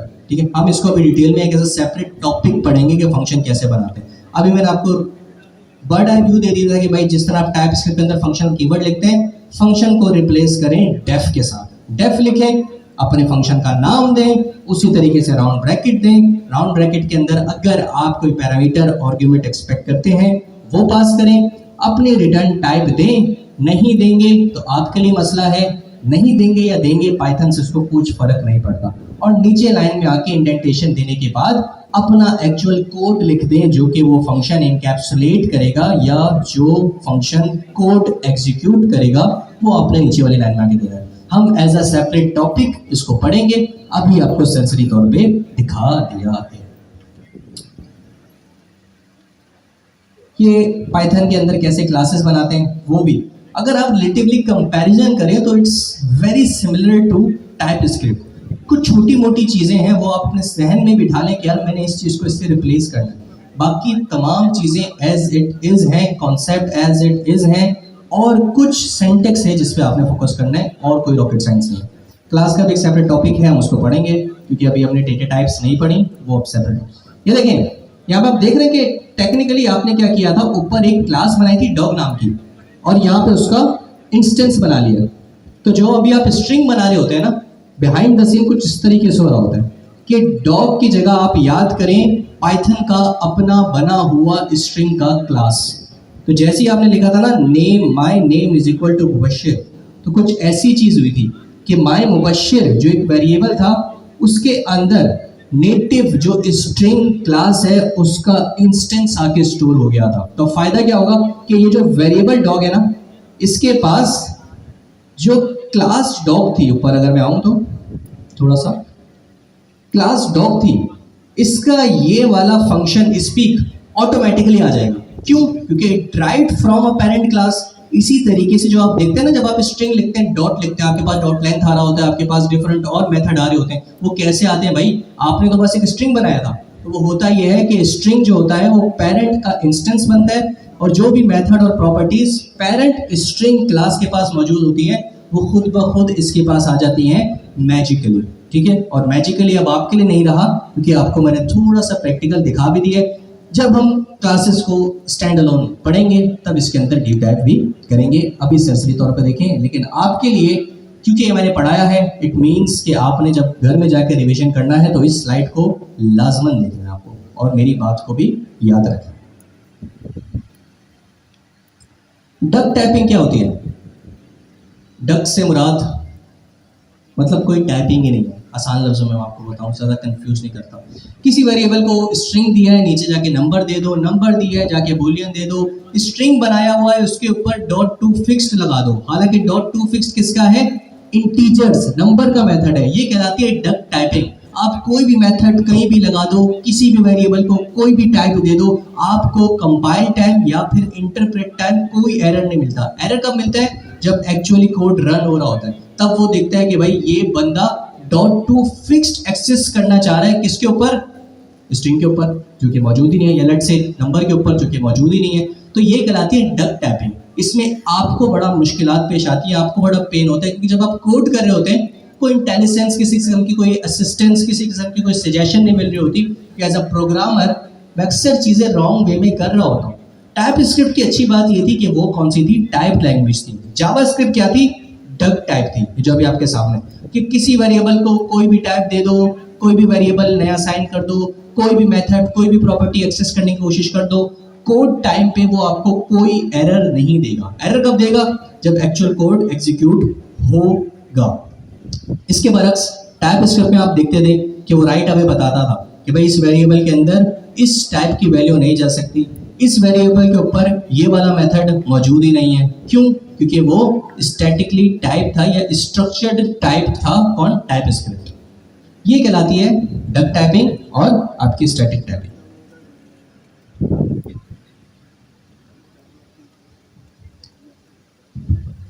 डक टाइपिंग क्या होती है, कौन बताएगा, अभी बताएगा।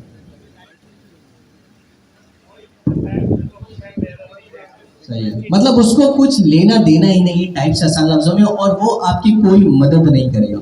उसको जो दिल चाहे दे दो, किस पॉइंट तक, कोड करने के पॉइंट तक। जैसे ही रन करेंगे तब बताएगा कि भाई नहीं ये चीज़ आप गलत कर रहे थे, ये चीज़ आप गलत कर रहे थे। तो ये तो मेरे लिए थोड़ी सी लेटेंसी ऐड हो गई ना। टाइप स्क्रिप्ट में कितना अच्छा होता था, कोड कर रहा होता था, एग्जीक्यूट करने से पहले ही पता चल जाता, तो मेरा वक्त बचता था। ये आप समझ रहे होंगे भाई 1-2 सेकंड बचा रहे हैं, क्योंकि आपके अभी प्रोग्राम हो सकते हैं छोटे हों। लेट्स से आप कंसीडर करें या इमेजिन करें कि आपके पास बहुत बड़ा प्रोजेक्ट है विद थाउजेंड्स और हंड्रेड्स ऑफ मॉड्यूल्स।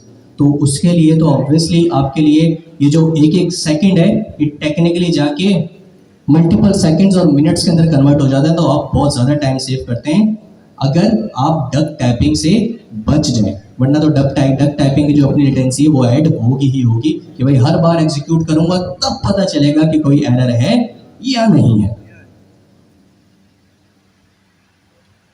इसके बारे में पढ़िएगा, ये डक टाइपिंग की और थ्योरी आपको अच्छे से बताई हुई है, आपको समझ आ जाएगा कि भाई डक टाइपिंग क्या होती है।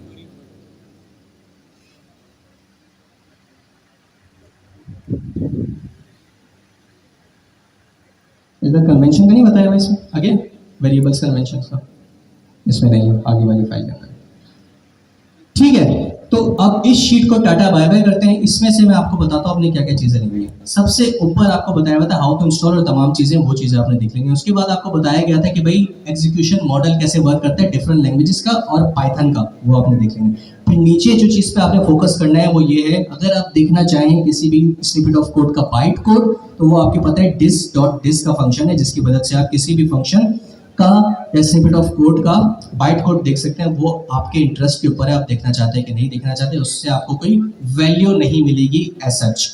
उसके बाद आप क्या देखेंगे, इंडेंटेशन, कि कैसे इंडेंटेशन रियली मैटर्स। आपने क्या करना है, कोड करते हुए जानबूझ के इंडेंटेशन को निगलेक्ट करना है, और एग्जीक्यूट करके आप देखेंगे आपको एरर मिलेंगे। फिर आप इंडेंटेशन को फिक्स कीजिएगा, आपका कोड चल जाएगा। आप वाकई इस चीज पे रजामंद हो जाएंगे कि indentation really matters in ecosystem of Python.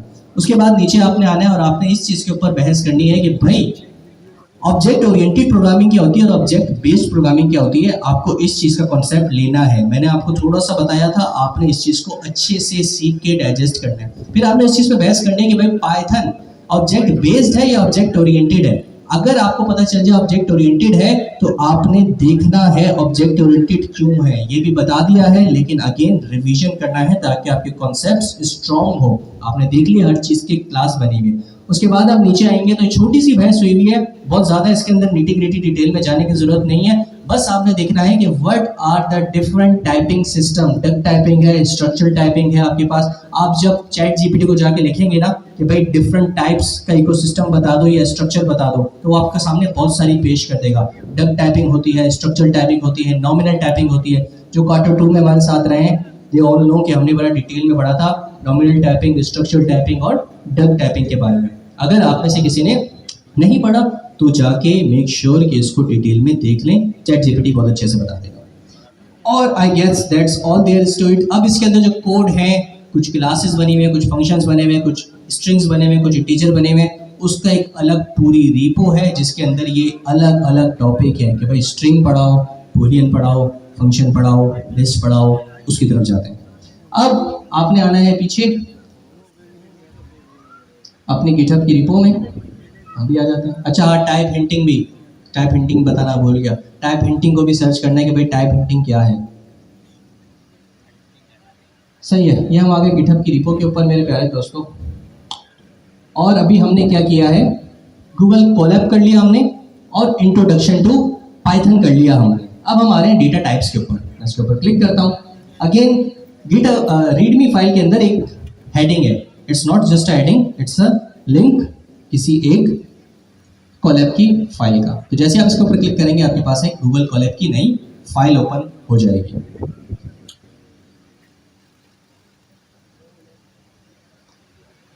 ठीक है, तो आप देख सकते हैं ये डिफरेंट फाइल है, ये वो वाली फाइल नहीं है। इसमें क्या है, पाइथन की data types. Data types determines the types of value a variable can hold and operation that can be performed on it. We all know कि variable क्या होता है, मैंने आपको इंग्लिश में बता दिया, जो कि ना मुझे समझ आया और मैं उम्मीद करता हूँ आपको भी समझ नहीं आया होगा, वरना मैं जेलस हूँगा। ठीक है, अब इन्होंने बताया कि भाई पाइथन के अंदर कौन कौन सी डेटा टाइप्स मौजूद है, थोड़ी सी डिफरेंट है लेकिन करीब करीब है जो हमने पढ़ी है। थोड़ा सा अगर आप जहन लगाएंगे टेक्निकली वही है। पाइथन डेटा टाइप्स, न्यूमेरिक को आप कंसीडर करें नंबर्स जो आपने पढ़ा था। ठीक है, अभी आगे नहीं जाते, अभी इस सीक्वेंस को फॉलो करते हैं पहली लाइन की, इसके नीचे नेस्टेड भी टाइप्स आती हैं, उसकी तरफ अभी नहीं जाते। पाइथन के अंदर डेटा टाइप्स कौन कौन सी आपके पास, न्यूमेरिक है, नंबर्स जो कि आप पढ़ चुके हैं, dictionary, objects, dictionary equal two objects जो आप पढ़ चुके हैं, आपको पता है। बुलियन, यू ऑल नो, दो ही चीजें हो सकती हैं, दो ही पॉसिबल वैल्यूज हो सकती हैं, या तो ट्रू या फिर फॉल्स, या तो हाँ या तो यार। इसके बाद सेट आता है, सेट को थोड़ा सा पढ़ेंगे कि इसके अंदर क्या डिफरेंस है। अगर डिक्शनरी समझ आ गया तो सेट आपको ज्यादा तंग नहीं करेगा। ये भी समझे ऑब्जेक्ट की एक किस्म है, थोड़ी सी डिफरेंट है, ऑब्जेक्ट ही अभी इसको कंसीडर करें। इसके बाद आपके पास आती है सीक्वेंस टाइप। सीक्वेंस टाइप, अच्छा ये कोई रॉकेट साइंस नहीं है, टेक्निकली इसके नीचे आप देखें जो चीज या जो टाइप्स इसके अंडर फॉल कर रही हैं वो हमने पढ़ी हुई है। हमने स्ट्रिंग पढ़े हुए हैं, हमने टपल्स पढ़े हुए हैं, हमने लिस्ट मतलब एरेज पढ़े हुए हैं। इसको सीक्वेंस टाइप क्यों बोलते हैं वो हम पढ़ लेंगे, एक छोटा सा कॉन्सेप्ट है, बस वो हाई लेवल पढ़ लेंगे। नीचे वाली टाइप्स आपने पढ़ी है, आपको खुद समझ आ जाएगा कि पाइथन इनको सीक्वेंस टाइप्स क्यों बोलते हैं। अब पहले के ऊपर आते हैं दोबारा, न्यूमेरिक। जावास्क्रिप्ट या टाइप स्क्रिप्ट के अंदर एक ही टाइप थी, नंबर। उसी के अंदर आप अपने डेसिमल पॉइंट्स की वैल्यू स्टोर करते थे, उसी के अंदर आप अपने फ्रैक्शंस स्टोर करते थे, मतलब 0 पॉइंट समथिंग किसी चीज का भी फ्रैक्शन जो होता था। इसी के अंदर आप अपनी पॉजिटिव वैल्यूज, नेगेटिव वैल्यूज या कोई आपके पास पावर वाली वैल्यूज होती थी, वो तमाम चीजें एक ही नंबर के अंदर जाती थी। एक चीज हमने पढ़ी थी बिगिट, लेकिन हमने उसको इतना ऑफन इस्तेमाल नहीं किया, तो उसको भले भूल जाए कोई मसला नहीं है। हम एक ही चीज याद करते हैं कि भाई टाइप स्क्रिप्ट या पाइथन के अंदर, नॉट पाइथन, टाइप स्क्रिप्ट और जावास्क्रिप्ट के अंदर एक ही चीज है, वो है नंबर। लेकिन टाइप स्क्रिप्ट थोड़ा सा डिफरेंटली इन चीज़ों को देखता है। वो बोलता है कि यार नंबर सिर्फ नंबर नहीं, नंबर को थोड़ा सा तोड़ो, थोड़ा सा और इनको डिफाइन करो, क्योंकि बनता भी है, मैथ्स में हम पढ़ चुके हैं कि इंटीजर नाम की एक चीज़ होती है जो कि नंबर के अंदर ही फॉल करता है, लेकिन उसके कुछ कैरेक्टरिस्टिक्स हैं। इट्स अ होल नंबर, वो 1 2 3 होता है या फिर -1 -2 -3 होता है। ये डेसिमल पॉइंट कंटेन नहीं कर सकता, इनको कहते हैं हम इंटीजर। ठीक है, तो बिल्कुल पाइथन भी उसी फिलॉसफी के ऊपर चल रहा है। इंटीजर मतलब वही वाला इंटीजर जो आप बचपन में या मैं बचपन में पढ़ चुका हूं, that contains no decimal point, it's a whole number, इधर नेगेटिव और पॉजिटिव। Make sense? इसके बाद जो दूसरी चीज बचती है मेरे प्यारे दोस्तों कैटेगरी में सबसे टॉप लेवल, वो क्या है, float, that contains a decimal point, इधर पॉजिटिव और नेगेटिव, -0.7 या फिर +0.7, -2.4 या फिर +3.2, ये सब क्या कंसीडर होंगे आपके फ्लोट। Make sense? ठीक है, ये आपके ऊपर ऊपर की दो बड़ी टाइप आ गई, जो कि नंबर टूटा और दो कैटेगरी के अंदर डिवाइड हो गया। तो जब आप पाइथन के अंदर अपना न्यूमेरिक वैल्यू बना रहे होंगे तो वो सिर्फ नंबर नहीं होगा, या तो वो फ्लोट होगा या तो वो इंटीजर होगा। ये आपकी वैल्यू डिफाइन करेगी कि वो फ्लोट है या तो इंटीजर है। अब थोड़ा सा कॉम्प्लेक्स करते हैं, देखते हैं आपने मैट्रिक के अंदर कैसी मैथ्स पढ़ी थी, और आपके पास एक और चीज आती है कॉम्प्लेक्स नंबर। किसी को याद है कॉम्प्लेक्स एक्सप्रेशन सॉल्व की थी आपने किस क्लास में की थी? मैट्रिक याद आ रहा है? मैट्रिक थी क्या, कौन सी थी? फर्स्ट ईयर था। खैर एनीवेज, अच्छा यहाँ पे ये बताएं मैथ्स किसकी अच्छी है? हैंड रेस करो भाई, जब एक चीज अच्छी है तो फिर क्या घबराना, क्योंकि मेरी बहुत बुरी है इसलिए मैं आप लोग को किसी किस्म से जज नहीं कर पाऊंगा, कोई मसला नहीं। ठीक है, अब आप लोग की सुपरविजन में मैं आपको इस पॉइंट पे एक छोटा सा रोल दे रहा हूँ, छोटा नहीं बहुत बड़ा रोल है। मैं यहाँ पे आपको ये टॉपिक्स पढ़ा रहा हूँ न्यूमेरिक के, इंटीजर, फ्लोट और कॉम्प्लेक्स नंबर। आप लोग की सुपरविजन में होगा, इसका मतलब अगर इस दर से जरा सी भी इधर उधर खराब नॉलेज गई तो आप जिम्मेदार होंगे। आपने मुझे रोकना है मुबश्शिर, ये तुमने स्टूपिड बात की है, ऐसा बिल्कुल नहीं होता। मैं कतन बुरा नहीं मानूंगा, आपने मुझे बता देना, क्योंकि it's not about me, it's about us. तो मैं बता चुका हूँ मैथ मेरी कतन अच्छी नहीं है, गलती होगी तो आप लोग ने बताना है, ठीक है? Make sense? ठीक है, तो जरा दोबारा हाथ उठाएं, कौन है भाई मैथ के चीते? मैं पे और नजरें रखूंगा। 1 2 3, कुछ एक वहां से ले लेते हैं, एक यहाँ से ले लेते हैं, 2 वहां से ले लेते हैं, 2 यहाँ से ले लेते हैं, ठीक है भाई। अब आप लोग की सुपरविजन के अंदर मैं न्यूमेरिक डेटा टाइप्स पढ़ाने लगा हूँ। इंटीजर और फ्लोट मैं संभाल लूंगा, मुझे उम्मीद है, इतनी अच्छी तो मेरी है। कॉम्प्लेक्स में आके मैं अगर थोड़ा सा कॉम्प्लेक्सिटी में फंस जाऊं तो आपने मुझे निकलवा देना है, कोई मसले की बात नहीं। बाकी डिक्शनरी भी पढ़ लेंगे, बुलियन भी पढ़ लेंगे, स्ट्रिंग भी पढ़ लेंगे। यार ऐसा करते हैं, खुद न्यूमेरिक से स्टार्ट नहीं करते, देखते हैं शीट के अंदर क्या सीक्वेंस फॉलो हुआ है। जो इस शीट के अंदर सीक्वेंस है कि उन्होंने कौन सी डेटा टाइप पहले बताई है, हम भी वही फॉलो करते हैं। ओहो, सबसे पहले ही नंबर बताया, किसने बताया ये? खैर है, इंशाल्लाह बेहतरी होगी। ठीक है मेरे प्यारे दोस्तों, तो आपके सामने न्यूमेरिक डेटा टाइप हम कवर करने जा रहे हैं। सबसे पहली टाइप है आपके पास न्यूमेरिक। न्यूमेरिक मैंने बताया एज इट्स ओन, पाइथन के अंदर कोई टाइप नहीं है। पाइथन के अंदर अभी अगर 2 कैटेगरी में रहे तो या तो इंटीजर है या फिर आपके पास फ्लोट है। इंटीजर और फ्लोट को हम बहुत अच्छी तरीके से जानते पहचानते हैं और हमें पता है क्या लिखा हुआ है भाई। इंटीजर क्या होता है? इट्स अ होल नंबर या होल नंबर्स, या तो पॉजिटिव होंगे या तो नेगेटिव होंगे, और इसके अंदर डेसिमल पॉइंट्स का कोई आंसर मौजूद नहीं होगा। And we all know, make sense? ठीक है, तो आप देख सकते हैं बिल्कुल इसी तरीके से ये इंट जो है, again it's not for Python, it's for us. Integer Python के लिए कोई वैल्यू ऐड नहीं कर रहा, लेकिन हाँ क्योंकि हमारे लिए था तो हमने अपने लिए बता दें कि भाई इस वेरिएबल के अंदर इंटीजर आएगा, और आप देख सकते हैं इंटीजर ही आया 42। अगर मैं 42.32 कर दूं तो एरर नहीं मिलेगा, पाइथन कुछ नहीं करेगा। लेकिन हमारे लिए मसला हो सकता है आगे जाके, अगर हम कोई कैलकुलेशन कर रहे हो इस माइंडसेट के साथ कि इस वेरिएबल के अंदर इंटीजर है लेकिन उसके अंदर फ्लोट था, तो हमारी रिजल्ट जो है वो अनएक्सपेक्टेड हो सकता है, which is not good thing. हाँ ठीक है मेरे प्यारे दोस्तों, तो क्या करते हैं, इसको कॉपी करते हैं इस स्निपेट ऑफ कोड को और जाके अपने कोड में पेस्ट कर देते हैं। ये मैं उड़ा देता हूँ, मिटा देता हूँ, खल्लास कर देते हैं इसको और सेव कर लेते हैं अपनी फाइल को।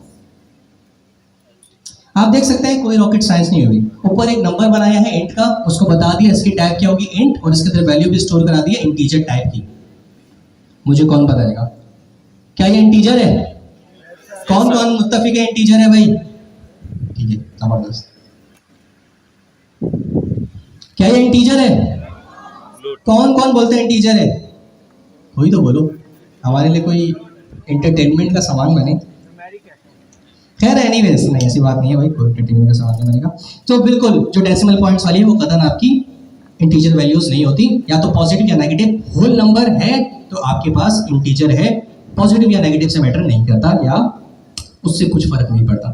यहाँ पे क्या किया हुआ है? कुछ नहीं किया हुआ, 3 डिफरेंट चीजों को कंसोल लॉग किया हुआ है, जो कि एक ही लाइन के अंदर आपको बन के मिल जाएगा। जिस तरह आपको पता है कंसोल लॉग के अंदर आप कॉमा सेपरेटेड मल्टीपल वेरिएबल्स या वैल्यूज पास कर सकते थे, वो उनको मिला के प्रिंट कर देता था या कंसोल पे लॉक कर देता था। सेम गोस फॉर, मैंने प्रिंट लिया, सबसे पहले तो इसके अंदर बोला कि भाई जो ऊपर मैंने नम टाइप बताई है उसकी टाइप बता दो, या वेरिएबल बताया है इसकी टाइप बता दो। फिर कॉमा दिया और एक स्ट्रिंग ऐड किया।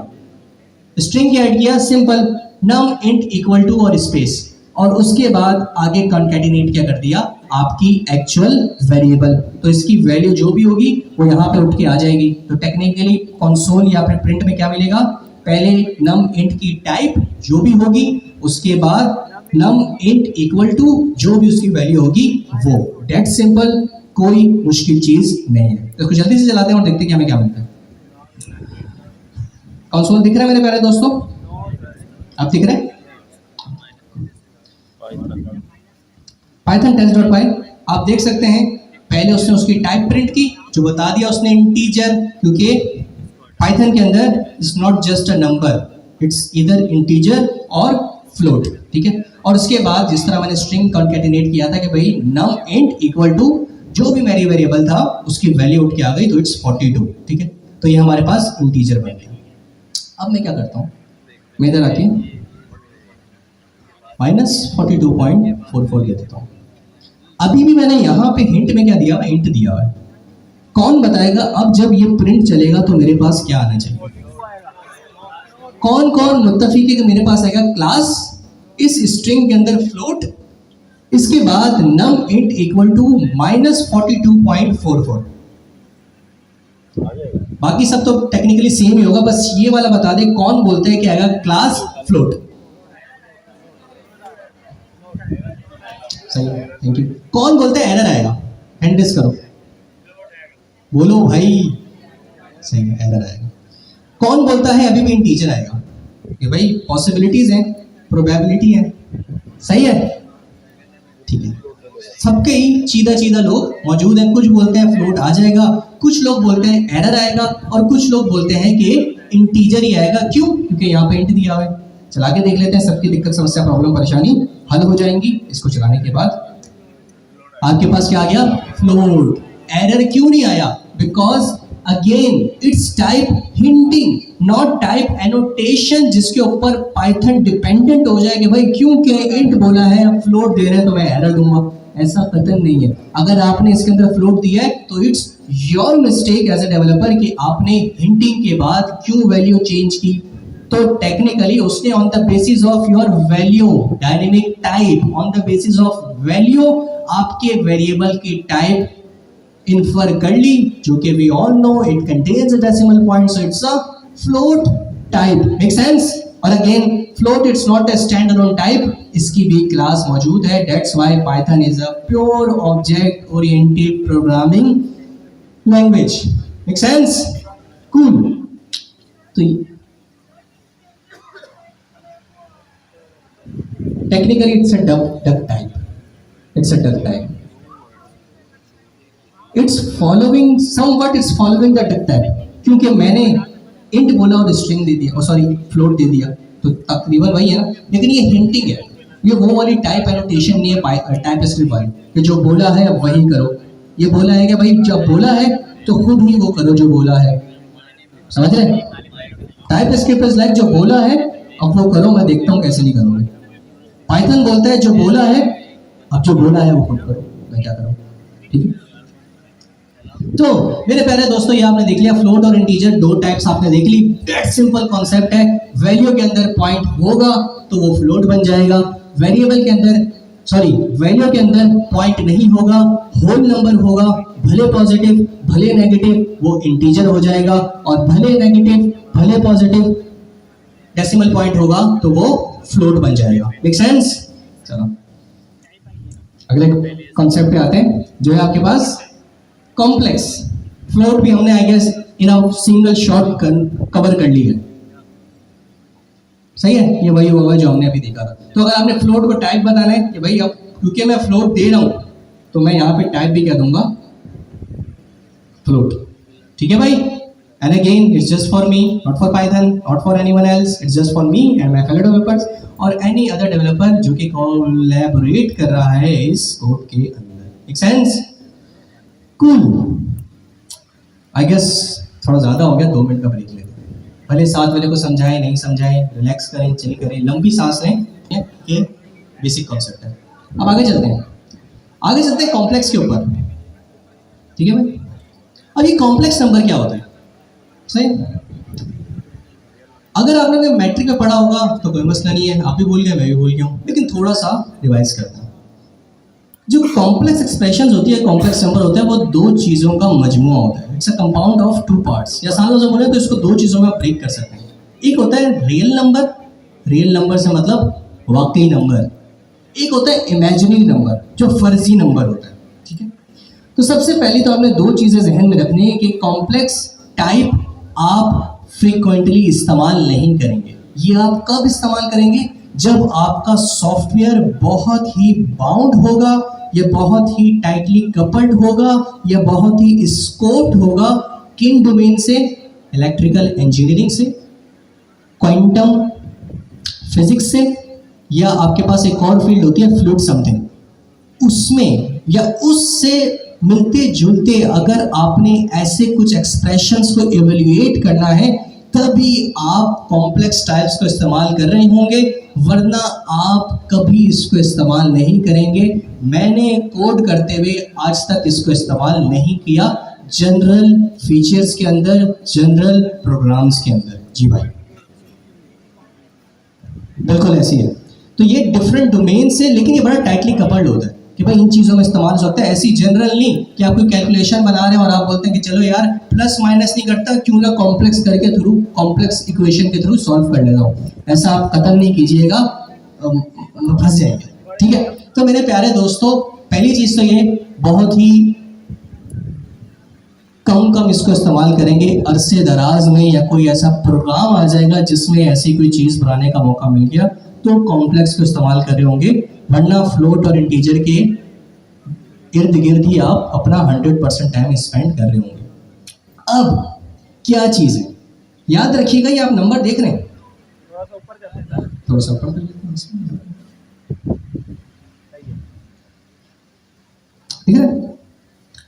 नंबर कॉम्प्लेक्स, नंबर वेरिएबल का नाम आप कुछ भी दे सकते हैं, it's all up to you. इसके बाद आपने इसकी भी एक पाइथन के अंदर इसकी एक टाइप बनी हुई है जिसको बोलता है कॉम्प्लेक्स। अब इसको आप थोड़ा सा गौर करें तो 2 + 3j, 2 + 3j, ये दो चीजों का मजमुआ है।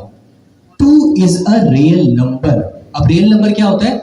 जो कि नंबर की लिस्ट के अंदर फॉल करे, वो पॉजिटिव हो, वो नेगेटिव हो, वो इंटीजर हो, वो होल हो, वो फ्रैक्शन हो, जो भी नंबर लिस्ट के अंदर फॉल करता है वो आपके रियल नंबर्स होते हैं। तो कॉम्प्लेक्स की जो दो चीजों में जो मैंने तोड़ा है इसको, एक रियल पार्ट और एक इमेजिनरी पार्ट। तो रियल पार्ट तो मुझे सामने दिख रहा है कि भाई 2 इज अ वैलिड नंबर जो कि आपके नंबर लिस्ट के अंदर फॉल करता है। Make sense? ठीक है। अब ये दूसरा पार्ट क्या है? 3j, ये आपका -1 का स्क्वायर रूट। जब आपने मैथ्स के अंदर पढ़ा होगा कॉम्प्लेक्स, तो आपका आई होता था, आई होता था। पाइथन के अंदर वो आई नहीं है, वो जे है। It's a square root of -1। ठीक है, और ये आपके पास आ गया 3। ये भी आपका रियल नंबर होता है, इधर इंटीजर और इधर float. Here is a rule of thumb. आप जब भी अपना रियल पार्ट और इमेजिनरी पार्ट बना रहे होंगे तो इमेजिनरी पार्ट के अंदर हमेशा एक एलिमेंट रियल का होगा। मेरे कहने का मकसद क्या है मैं भी आपको दिखाता हूँ। मैं यहाँ पे आता हूँ और यहाँ पे मैं आगे टाइप बताता हूँ। अच्छा, कोशिश मत कीजिएगा 100% एडजस्ट करने की, फंस जाएंगे। जब बता दिया है कभी इस्तेमाल करेंगे ही नहीं, अरसे दराज में कभी वो भी मौका मिला तो कर रहे होंगे। बस समझें, आ गया तो सही है, नहीं आ गया तो मैं खुद यहाँ बैठे हुए ऑथेंटिक जरिए से बता रहा हूँ, घबराना नहीं है। टाइप देते हैं कॉम्प्लेक्स, सिर्फ हमारे लिए, इसके अंदर कोई रॉकेट साइंस नहीं है। और मैं बोलता हूँ कॉम्प्लेक्स इक्वल टू वही 3 प्लस या जो भी नंबर उन्होंने दिए हुए 2j कर देता हूँ मैं। तो कुछ भी आप दे दें, ये आपका बन गया कॉम्प्लेक्स टाइप। अब अगर मैं इसको यहाँ पे आके प्रिंट करूँ और मैं इसको क्या बोल दूँ, नम इंट नहीं है, इट्स बिकम अ कॉम्प्लेक्स। लेकिन खैर वेरिएबल के नाम से फर्क नहीं पड़ता, मैंने नाम लिख दिया इंटीजर, लेकिन उसके अंदर कॉम्प्लेक्स ही है। अगर मैं इसको यहाँ पे आके प्रिंट करूँ तो ये लॉग हो गया बिल्कुल उसी तरीके से, सही है। इसने खुद ही इसके अराउंड राउंड ब्रैकेट्स लगा दिए, वो उसका अपना इंटरनल कुछ इकोसिस्टम के अंदर वो काम कर रहा है, उससे हम बिल्कुल नहीं उलझते। लेकिन टेक्निकल इसने मुझे मेरी वैल्यू थी, जो कॉम्प्लेक्स वैल्यू थी, वो प्रिंट कर दी। अब मेरे कहने का मकसद क्या था कि ये वाली वैल्यू जो फर्स्ट पार्ट है वो तो stand alone as a real number, as a real part आ सकता है, लेकिन जो आपका इमेजिनरी पार्ट होगा उसके अंदर एक रियल आंसर होना, एक रियल एलिमेंट होना लाजमी है। वो क्यों है? अगर मैं इधर से 2 हटा दूं, सिर्फ j रहने दूं और मैं इसको सेव करूं और अब मैं चलाऊं, it will result in an error. तो ये बोलता है कि भाई जब भी आप कॉम्प्लेक्स एक्सप्रेशन बनाओ तो भले यहाँ पे कुछ हो या ना हो, कम से कम एक 1 दे दो ताकि मैं इसको as a complex type treat कर सकूं। ठीक है, बाकी अब यहाँ पे क्या लगा सकते हैं, 0 लगा सकते हैं, -1 लगा सकते हैं, -3 लगा सकते हैं, वो आप खुद देख लेना, आपके अपने ऊपर है। ठीक है, रियल पार्ट 0 भी टेक्निकली कंसीडर होता है, आप देख लीजिएगा, एरर आएगा तो उसके अराउंड सर्च कर लीजिएगा कि भाई क्यों आ रहा है। तो टेक्निकली एक चीज हो गई कि भाई कॉम्प्लेक्स की जो इक्वेशन होती है, जो आपके पास टाइप होती है, वो 2 चीजों में डिवाइड होती है, एक रियल पार्ट और एक आपका इमेजिनरी पार्ट। इमेजिनरी पार्ट कभी स्टैंड अलोन इमेजिनरी नहीं होता, उसके अंदर भी हमेशा आपको एक एलिमेंट देना पड़ेगा जो कि रियल पार्ट का हिस्सा हो। 1 -2 3 4 6 8 10 12 13 200 400 जो भी आप दें, लेकिन देना जरूरी है। Make sense? अब भाई ये सॉल्व कैसे करते हैं, ये कॉम्प्लेक्स जो टाइप्स होती है इनको सॉल्व कैसे करते हैं? तो कोई इसमें रॉकेट साइंस नहीं है, अभी सामने दिखा देता हूं आपको, फौरन बचपन क्लिक हो जाएगा, आप बोलेंगे अबे ये तो मैं एक्सप्रेशन को चीर फाड़ देता था, इतनी स्पीड में लेके जाता था मैं। ठीक है,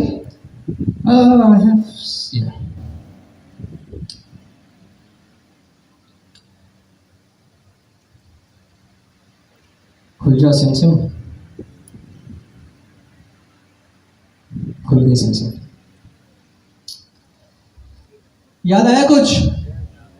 आपके पास फर्स्ट पार्ट कॉम्प्लेक्स इक्वेशन है कि भाई इसको इससे मल्टीप्लाई कर दो, प्लस भी कर सकते हैं, डिवाइड भी, वो जितने भी अर्थमेटिक ऑपरेशन है आप परफॉर्म कर सकते हैं। तो क्या होता था, एक प्रिंसिपल फॉलो करते थे, इसको बोलते थे foil, first order outer terms, sorry first term outer terms inner terms last terms. तो होता क्या था, पहले 3 किससे मल्टीप्लाई होगा, 5 से, फिर 3 किससे मल्टीप्लाई होगा, 3i से। दोनों के साइंस भी देखे जाएंगे, जैसे आप देखें 3 5 दोनों पॉजिटिव है, तो दोनों का रिजल्ट भी क्या आया, 15 पॉजिटिव।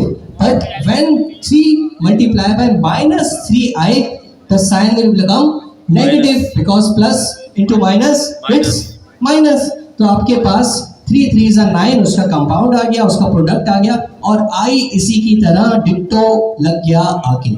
उसके बाद अब दूसरी चीज पकड़ेंगे, plus 2i multiply by 5 is equal to 10i, और उसी तरीके से last term 2i multiply by negative 3i, तो 2 3 6, और i into i is equal to i का स्क्वायर। समझ गए?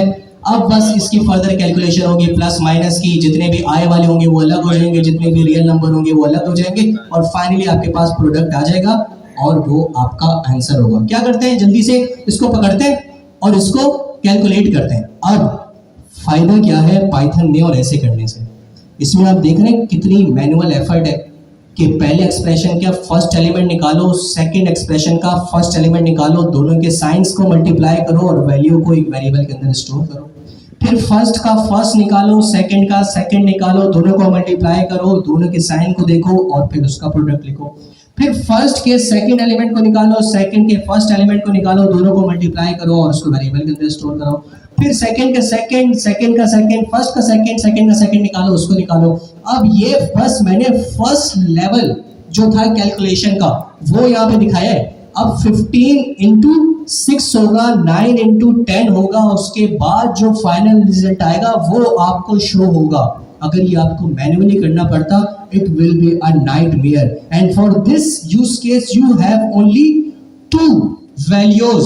अगर आपके पास 8 एक्सप्रेशंस का मल्टीप्लिकेशन होता, 10 का होता, 100 का होता, आप सोचें आपके लिए क्या दिक्कत, समस्या, प्रॉब्लम, परेशानी ये फेस कर सकता था।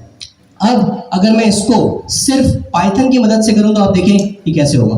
मैं जल्दी से यहाँ पे आता हूँ और मैं एक एक्सप्रेशन बनाता हूँ, मैं यहाँ पे आके सब मिटा देता हूँ, यहाँ पे लिखता हूँ EXP, सही, और कॉम्प्लेक्स, और ये वाली वैल्यू पकड़ लेता हूँ। वो कौन कौन सी मेरे प्यारे दोस्तों, 3 + 2i, देख लेते हैं, यहाँ पे बोल लेता हूँ, इसको राउंड ब्रैकेट में ले आते हैं, 3 + 2। अच्छा, पाइथन के अंदर it's not i, it's j, तो याद रखिएगा j ही रखना है। i मैथमेटिक्स के अंदर है, पाइथन ने उसका थोड़ा अल्टरनेट निकाला है, वो j है।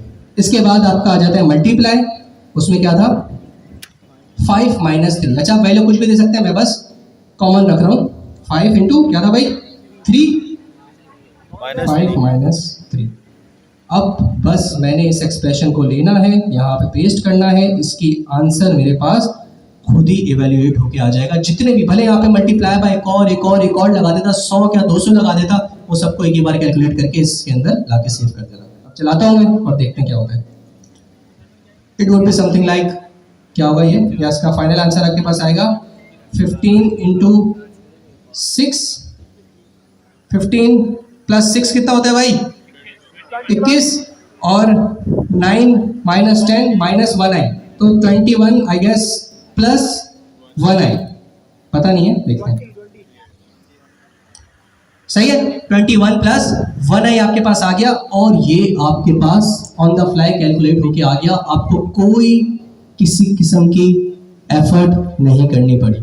अब भले यहाँ पे मल्टीप्लाई करके आप बोलेंगे भाई मल्टीप्लाई बाय, लेट्स से एक और राउंड ब्रैकेट के अंदर 1 आई, या फिर 1 प्लस, सॉरी 1 आई नहीं, पहले real number real part 1 multiply by plus 4j, फिर मल्टीप्लाई बाय 6 प्लस 5j, जो भी आप करना चाहेंगे सबका एंड आंसर आपके पास राइट अवे पॉपअप हो जाएगा जब आप कॉम्प्लेक्स के साथ काम कर रहे होंगे। लेकिन अगेन आपने देखा, आप माशाल्लाह 6 महीने प्रोग्रामिंग कर चुके हैं, आपने कभी इस किस्म की कोई एक्सप्रेशन या किसी किस्म का इस तरह का फंक्शन या फीचर नहीं बनाया होगा। तो ये बड़ा रेयर केस सिनेरियो होता है जब आप इन टाइप्स के साथ वर्क कर रहे होते हैं, वरना ये बस रखें जहन में कहीं कि ऐसा कुछ होता है, इसको कैसे करते हैं वो भी जहन में नहीं रखें, बस ये रखें कि कॉम्प्लेक्स होता है। जब वक्त आएगा गूगल कर लीजिएगा, आपको पता चलेगा कैसे करते हैं। So I guess that's all there is to it. हमने न्यूमेरिक के अंदर इंटीजर देख लिया, फ्लोट देख लिया, और न्यूमेरिक के अंदर जो एक और कॉम्प्लेक्स था वो भी देख लिया। अब चलते हैं मेरे प्यारे दोस्तों आगे, क्योंकि आगे जो है वो बहुत ही बेसिक्स है। आगे क्या है, बुलियन, ट्रू या फॉल्स। थोड़ा सा फर्क है पाइथन के अंदर, ट्रू कैपिटल ट्रू होता है और फॉल्स कैपिटल फॉल्स होता है। टाइपस्क्रिप्ट के अंदर स्मॉल होता है ना, टी भी स्मॉल एफ भी स्मॉल, यहाँ पे ट्रू का टी कैपिटल और फॉल्स का एफ कैपिटल। बस बाकी वर्क उसी तरीके से करता है जिस तरह ट्रू और फॉल्स आपने पाइथन में देखा था, तो सॉरी टाइपस्क्रिप्ट में देखा था। तो अब से आपने अपनी प्रोग्रामिंग नॉलेज किसी लैंग्वेज के साथ टाई नहीं करनी, चिपकानी नहीं है। आप बोलेंगे कि भाई मैं प्रोग्रामर हूँ, प्रोग्राम लिखता हूँ, लैंग्वेज जो भी मिलेगी कुछ टाइम स्पेंड करूंगा, उसके क्रक्स देखूंगा, उसका जिस्ट लूंगा, उसका सिंटेक्स पढ़ूंगा और उसके अंदर प्रोग्राम करना स्टार्ट कर दूंगा। क्योंकि प्रोग्रामिंग कॉन्सेप्ट्स अगर आपने किसी एक प्रोग्रामिंग लैंग्वेज से ले लिए, फिर आप भले 100 प्रोग्रामिंग लैंग्वेजेस ले लें, बेसिक कॉन्सेप्ट्स वही रहते हैं। कुछ चीजें होती हैं जो कि डिफरेंट होती हैं, जैसे मैंने आपको बताया JavaScript is object based language but Python is object oriented. तो ये आपके काम करने के तरीके को नहीं छेड़ती, ये बस उसकी अपनी इंटीग्रिटी डिटेल होती है जो आपको पता होनी चाहिए। चल, ये आपके पास आ गया बुलियन। तो मेरे प्यारे दोस्तों उसी तरीके से इस पाइथन फन, इधर जो टाइप स्क्रिप्ट के अंदर आप देते थे बुलियन, यहाँ पे आप लिखते हैं बुल, थोड़ा छोटा, हर चीज को छोटा कर दिया, स्ट्रिंग को str, इंटीजर को int, फ्लोट को पूरा लिखते हैं फ्लोट, लेकिन बुलियन को बुल। वो ट्रू या फॉल्स खुद ही आप डाल देंगे उसके अंदर। लेकिन याद रखिएगा, या तो ट्रू डालें तो कैपिटल ट्रू, फॉल्स डालें तो कैपिटल फॉल्स। और अगेन वही बात, जब इसकी टाइप देखेंगे तो क्या आएगा, क्लास बुल, ऐसे होगा भाई, बिकॉज अगेन बुलियन टाइप तो होगी लेकिन it's not a stand alone type, it's a class, और हमने उसका इंस्टेंस बनाया। तो जल्दी से इसको कॉपी करते हैं और जाके अपने पास पेस्ट करते हैं। Let's copy it and paste it over here. आप देख सकते हैं मैंने इस पाइथन फन, क्या बोल रहा हूँ मैं, इस पाइथन फन, ओके रोजा लग रहा है, कोई मसला नहीं। अच्छा पाइथन के में मजा आ रहा है, हैंड रेस करो भाई। कौन बोलता है जावास्क्रिप्ट या टाइपस्क्रिप्ट से आसान है? जो सिंटेक्स है वो वाइज आसान है, तो पाइथन से इश्क हो गया है।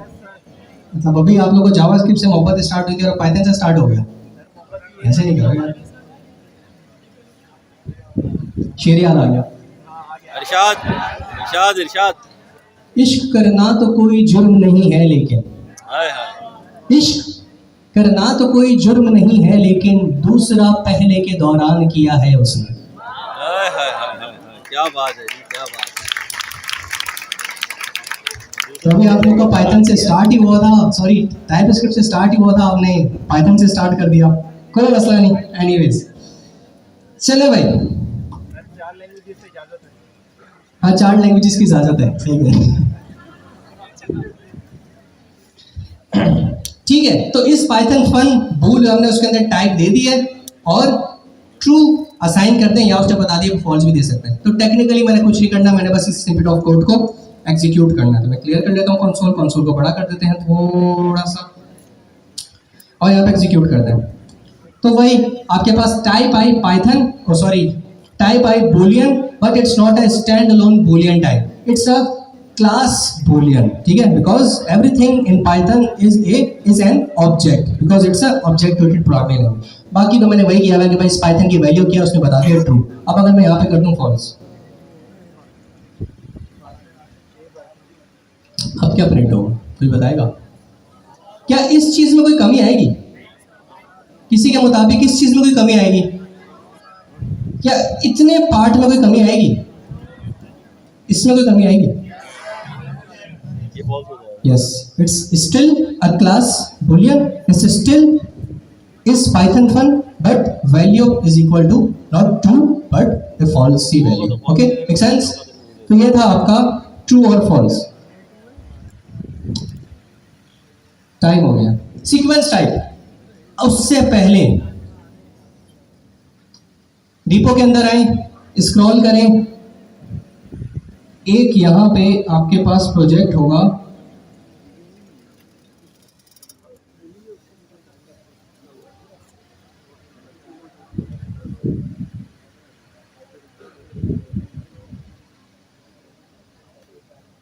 क्लास प्रोजेक्ट्स का एक फोल्डर होगा, रूट पे ही एक क्लास प्रोजेक्ट्स का फोल्डर होगा। आपने वो फोल्डर खोलना है और एक यूनिट कैलकुलेटर है, कन्वर्टर है, सॉरी यूनिट कन्वर्टर, जिसने नहीं बनाया, इसने बना लिया। आप तो मैंने बताया, जब रूल ऑफ थंब भी है कि आपने 2 क्लासेस आगे चलना है, तो आपने यूनिट कन्वर्टर बनाना है और आपने पासवर्ड स्ट्रेंथ मीटर बनाना है। Most probably you will be working with string, Boolean, integer, float. अगर कोई ऑब्जेक्ट डिक्शनरी मतलब यूज करने का मकसद मतलब आ गया, काम आ गया, तो कर लीजिएगा, घबराइएगा मत, है ऑब्जेक्ट ही, बस लिखने का तरीका अलग होगा। तो कोशिश कीजिएगा दोनों प्रोजेक्ट्स बना लें, और अगर दोनों नहीं बनाने तो कम से कम एक तो बनाएं। लेकिन I would encourage you guys कि आप दोनों बनाएं, और उसके साथ साथ सीक्वेंस टाइप्स पढ़ के आइएगा। इसके अंदर स्ट्रिंग फॉलो एंड इसके अंदर स्ट्रिंग आता है जो आपको पता है, इसके अंदर लिस्ट आती है जो आपको पता है, और इसके अंदर टपल आता है वो भी आपको पता है। बस ये पढ़ के आइएगा कि why it falls under the category of sequence types. 2 चीजें बता रहा हूँ, पहली चीज तो एक है सब कुछ रिवाइज करना है, दूसरी चीज दोनों प्रोजेक्ट्स बनाने हैं, कहाँ पे मौजूद है, रूट लेवल के ऊपर क्लास प्रोजेक्ट्स का एक रिपो होगी, एक फोल्डर होगा, उसके अंदर दोनों मौजूद है। तीसरी चीज सीक्वेंस टाइप पढ़ के आनी है। यहाँ पे हमारी जिम्मेदारी खत्म होती है, आपकी जिम्मेदारी शुरू होती है। अपना बहुत ख्याल रखिएगा, आपसे मुलाकात होगी इंशाअल्लाह अगले हफ्ते। Till then keep practising, happy coding, अल्लाह।